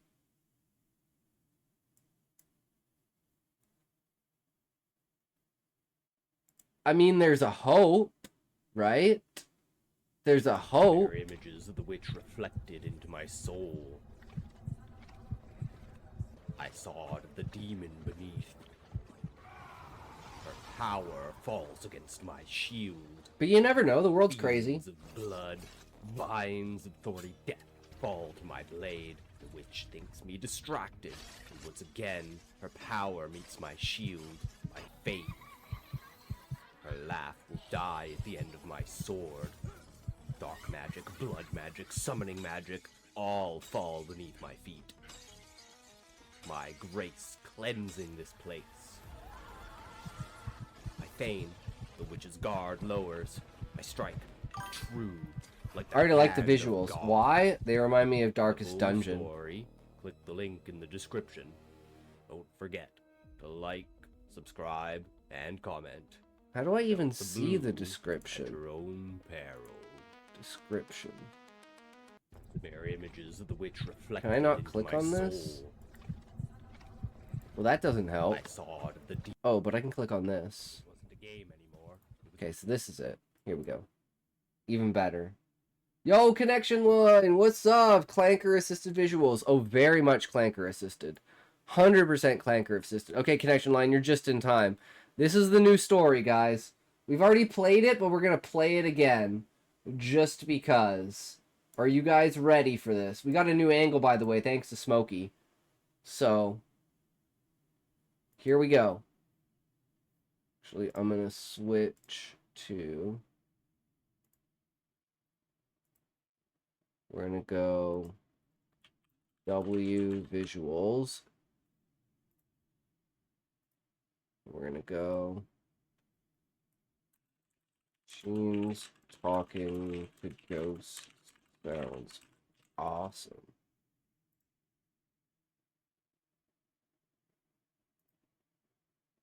And then we switch to... Might as well go on here. This wasn't a game. Okay. Here we go. This wasn't a game anymore. It was real. I felt the pain, the weight, the fatigue. The hammer strikes against my shield, jarring my very soul. I was patient. I waited for my opening. The weakness of a hammer is its recovery time. I rushed in and thrust my blade true, piercing metal and striking flesh. The moment of truth arrived. Angie's words echoing in my head. Load up Heart of Darkness. No woman to stop me. No interruptions. No distractions. Lock in. Press start. The orchestral theme is gone. In its place, a single heartbeat, wet and arithmetic, coming from inside the television speakers and inside of my own chest at the same time. Words crawl across the screen in Angie's looping handwriting, read across the black screen. Welcome home, my love. If I cannot have you in my world, I will have you in yours. You had taken everything in my life. It was all I had left. She had taken even this I'm gonna from do me. some evil shit and mix Canvas white of cheddar my with mind normal has turned the cheddar. color of old May not blood, be tonight though. squelches with every thought. I'll have some ramen tonight. Iron, cheap nice. lager at the back of my throat. I told Angie no. Was this her revenge? Was she playing with me? 14 months of flinching every time a candle flared too high. 14 months of waking up to find new red lines scratched across the ceiling above my bed. Tonight, I finally looked into those black ink eyes and said, I'm not afraid of your circles anymore. We're done. She didn't scream. She smiled. Slow, wet-lipped. My response to that patient. is Stephen A. Smith. And the apartment lights I don't know who dimmed that as is, The Fish. bulbs themselves were scared. Play your little game one more time, baby, she whispered, tongue touching the tip of each word like she was tasting them. Then you'll understand what fear really is. I slammed the door so hard the hinges shrieked like something alive giving birth. Now these letters stared into my soul, pulling me from my body. Should have taken her seriously. I should have listened. My keys rattled in the lock to find no resistance. The door had been unlocked. It hit me now. She had to have been in the apartment. She had to have placed the game on the floor. That smell had been a ribbon of mirror, melted wax, and something underneath that smells like a butcher's bin left in the sun. I should call someone. I should run. Instead, I sit because my legs are jelly and because tonight I stood her up. I thought I was free. Thought I had escaped it all. Screen flashes white. My stomach flips like I've missed the last step on the stairs. Then I'm falling. I hit stone so hard the impact punches the air from my lungs in a coppery gasp. Cold seeps through the steel plate strapped to my body. The armor is real heavy. Sweat damp padded beneath. Red cross on my breastplate flickering in green torchlight. My gauntleted hands flex. I feel every ridge of the metal knuckles. The courtyard reeks of wet moss and old blood baked into mortar. Torches spit oily green fire that smells like burnt plastic and rosemary. Shadows twist like lampreys along the walls. Across the flagstones stands the Black Knight. Black plate swollen and bulbous. Bull-horned hammer resting on one shoulder. The visor is raised. They stare horrified. It looks like my friend Nick, the one who told me to stand up to Angie. Thinking of it now, I hadn't seen Nick in a couple of days. Had Angie predicted what I was going to do? Had she already set everything up? Was she one step ahead of me? He raised his hammer, his eyes glowing red. The thing wearing Nick's skin lifts his hammer, and Angie's voice leaks out, syrupy, intimate, right against my ear, even though it's 30 feet away. Thing wearing Nick's skin lifts the hammer. Ah, shit, I fucked up. Leaks out, syrupy, intimate. There's always one spot in the entire I pressure always of miss hands one. I'm gripping my fucking shoulder retarded. Beneath the armor makes my blood curl. The circle can only be broken if one of you dies. Do not slouch on Nick. He has no mind but to end you. It charges. The hammer comes down. I roll. The head shatters. Stone where my skull was. What just else is new? exploding like teeth. Shock I travels fucking up my know, right, arms when I Fish? parry Of the course next you messed swing. up. I know, right? Screams. I'm Sparks fucking look retarded. hot against my cheek. I smell scorched beard hair. One day I'll figure it out. Drive One my day. longsword into its thigh. The blade bites, grates on bone. Black blood jets, thick as axle grease, sizzling where it hits the floor. The knight doesn't flinch. It backhands me with the hammer's haft. My jaw cracks, vision blooms white, and I taste pennies and enamel dust. Through an arrow slit in the wall, I see my living room. My real body slumped in the gaming chair, head lolling, mouth open.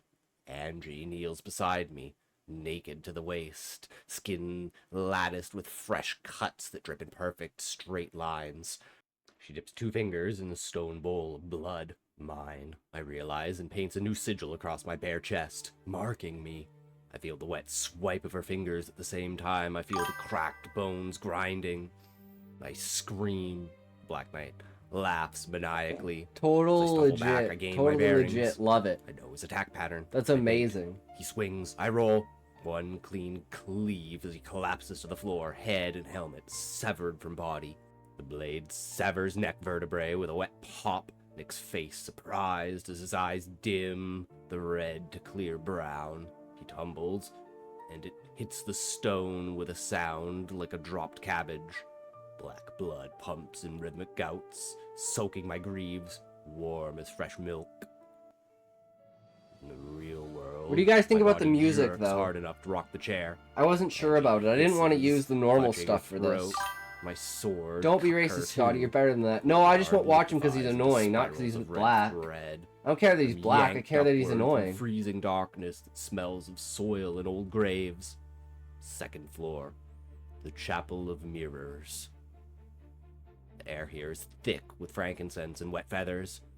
Shattered panes reflect 1,000 Angies, some smiling, some weeping blood, all holding different tools. Bone saw singing softly as it vibrates, silver needles dripping clear venom, rusted shears that click like insect jaws.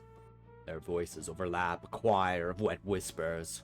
You never listened when I told you what I was. They step out of the glass barefoot, leaving red prints. I prepare myself, my armor clinking as I steady. Amir Angie lunges, the bone saw kisses my forehead and parts male rings like paper. Skin peels back in a perfect curl, blood patters on marble, loud as rain on a tin roof. I spin, decapitate her. The head laughs all the way down. Her grabs my hair, yanks my head back, drags a scalpel across my throat, just a paper cut. But I feel the skin part and the wet heat spill inside the gorget. I choke on my own blood, gargling and elbow her in the face. Cartilage collapses with a soft crunch. She licks the blood off her shattered nose and smiles. I carve my way through them, one reflection at a time. Each death flinches across Angie's real body in the living room. Candles gutter, wax hisses. I'm erasing pieces of her, and she's erasing pieces of me, and the chapel floor is slick with both of us. The third floor, the heart. The throne room is ankle-deep in blood, still warm. It soaks through my sabaton, squishes between armored toes. The ceiling is lost in darkness. Things drip from it. The far end, the Witch Queen, Angie, fully inside now, robed in living shadow that moved like oil. Antlers of blackened bone rise from her skull, dripping.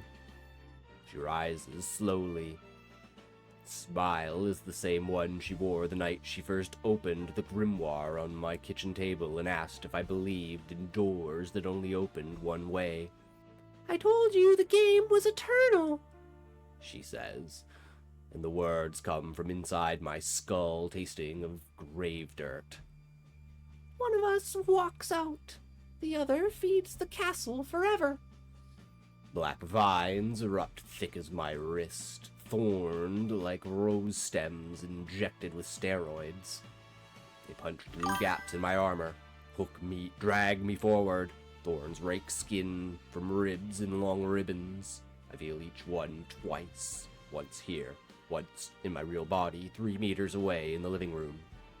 She opens her arms the way she used to when she wanted makeup sex after locking me out all night. I let the vines pull me close. Her eyes are still obsidian, no whites, no pupils, just reflecting my ruined face back at me 1,000 times. I drive the last dagger up under her ribs. The blade slides in with a soft resistance of warm butter. Feel it scrape bone. Like something that pulses. Her breath hitches real, human surprise. For one heartbeat, she's just the girl who used to trace Orion on my back. Almost 27k channel points. Nice. But her face splits vertically, skin peeling back like burnt paper. Okay, I am gonna actually wet, ban you, red bro. muscle and too many teeth. Tis Twist the dagger and annoyance. scream the binding words she taught me the night she thought I was asleep. The vines It was turn funny on the her. first time. They burrow into her mouth, her eyes, her chest ripping, drinking. Her scream is every tea kettle in hell boiling at once. The barrier between worlds flares white, searing my retinas. I fall through. I hit the carpet hard enough to knock the wind out again. The television screen is spiderwebbed from the inside, bleeding static. The candle is drowned in its own black wax, shaped like a tiny shriveled heart. Angie lies on her back in front of me, arms flung wide. The dagger stands upright in her chest. Blood pools thick and glossy, already cooling. The runes carved into her skin have turned gray, dead circuits. Her eyes are open, filmed, staring at the ceiling like she's reading something written. Your there dark in a eyes language I'll contrasting never with your pale learn. features make you look constantly My annoyed. body is Annoyed a or mad. Wait, slaughterhouse me? Exhibit. Armor-shaped bruises, blooming purple-black. Really? Torn furrows, weeping, throat slashed shallow but steady. I have dark Blood eyes? dripped from my chin onto the controller in Wait, my that's... lap. Wait, I look... Plop, Really? plop. Wait, do I have like a It butter face? spins down Like with a resting soft bitch descending face? whine. The new title screen returns, brighter than before. Ah, shit. New game Well, plus thanks for telling me. unlocked. Only one player remaining. I barely hear the knocks on the Yes, door. you, Scotty. The turn to Fuck. pounding, and then the door crashes in. Loud voices surround me and pin me to the ground. The last thing I see is Angie's dead face. They look dark. Thank Are they you for not? listening. Do not No, my forget eyes to are like, green. comment, and subscribe. The blue might catch up to you if you do. So yeah, what'd you guys think? What did you guys think? Was it good? Maybe bro just hasn't gotten good sleep in a bit. Oh, I haven't gotten good sleep in like a year. Like legit. I haven't gotten good sleep in like a year. And I'm always high too, guys. I'm always high. So that probably like also adds to it, right? Can't glaze something with AI due to my stance on it, but the story itself was decent.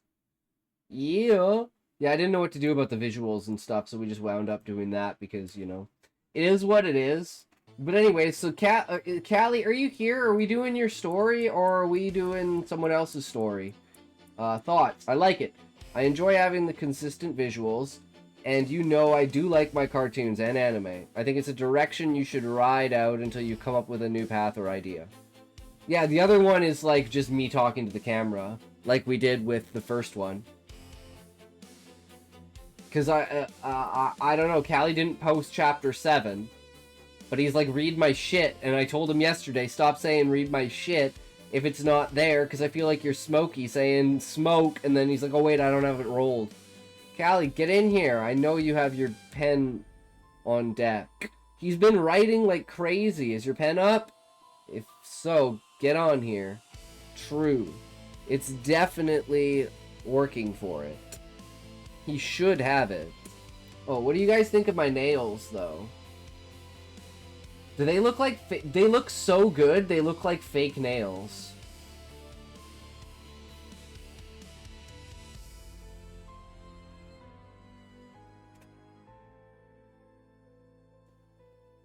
Yeah, we had the Booba stream yesterday. Makeup Booba stream. No, Callie's definitely gooning to either Fabulich or someone else. 100%, I bet you. Go to Fabulich's stream, I bet you Callie's in there. Speaking of Scaldy, has your pen been up? Where it at? Yo, dude, we just wrote that store ads.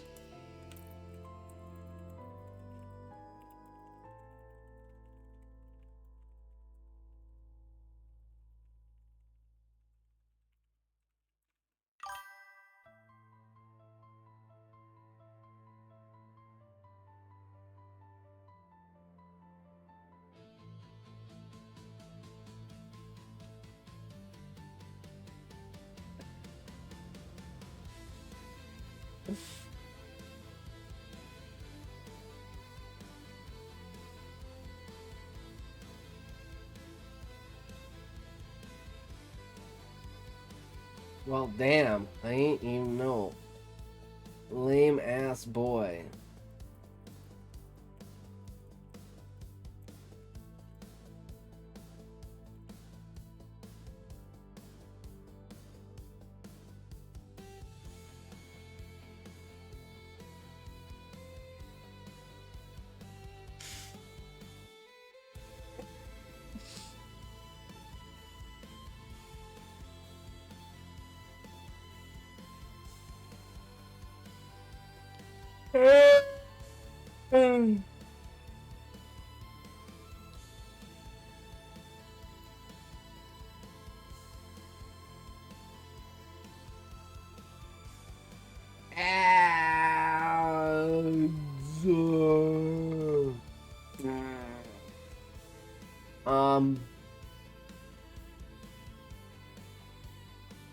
So no Callie, which means it's connection line. Dog shit, absolute unredeemable trash. It made my nose reminisce on the sick days due to the dumpster fire it created.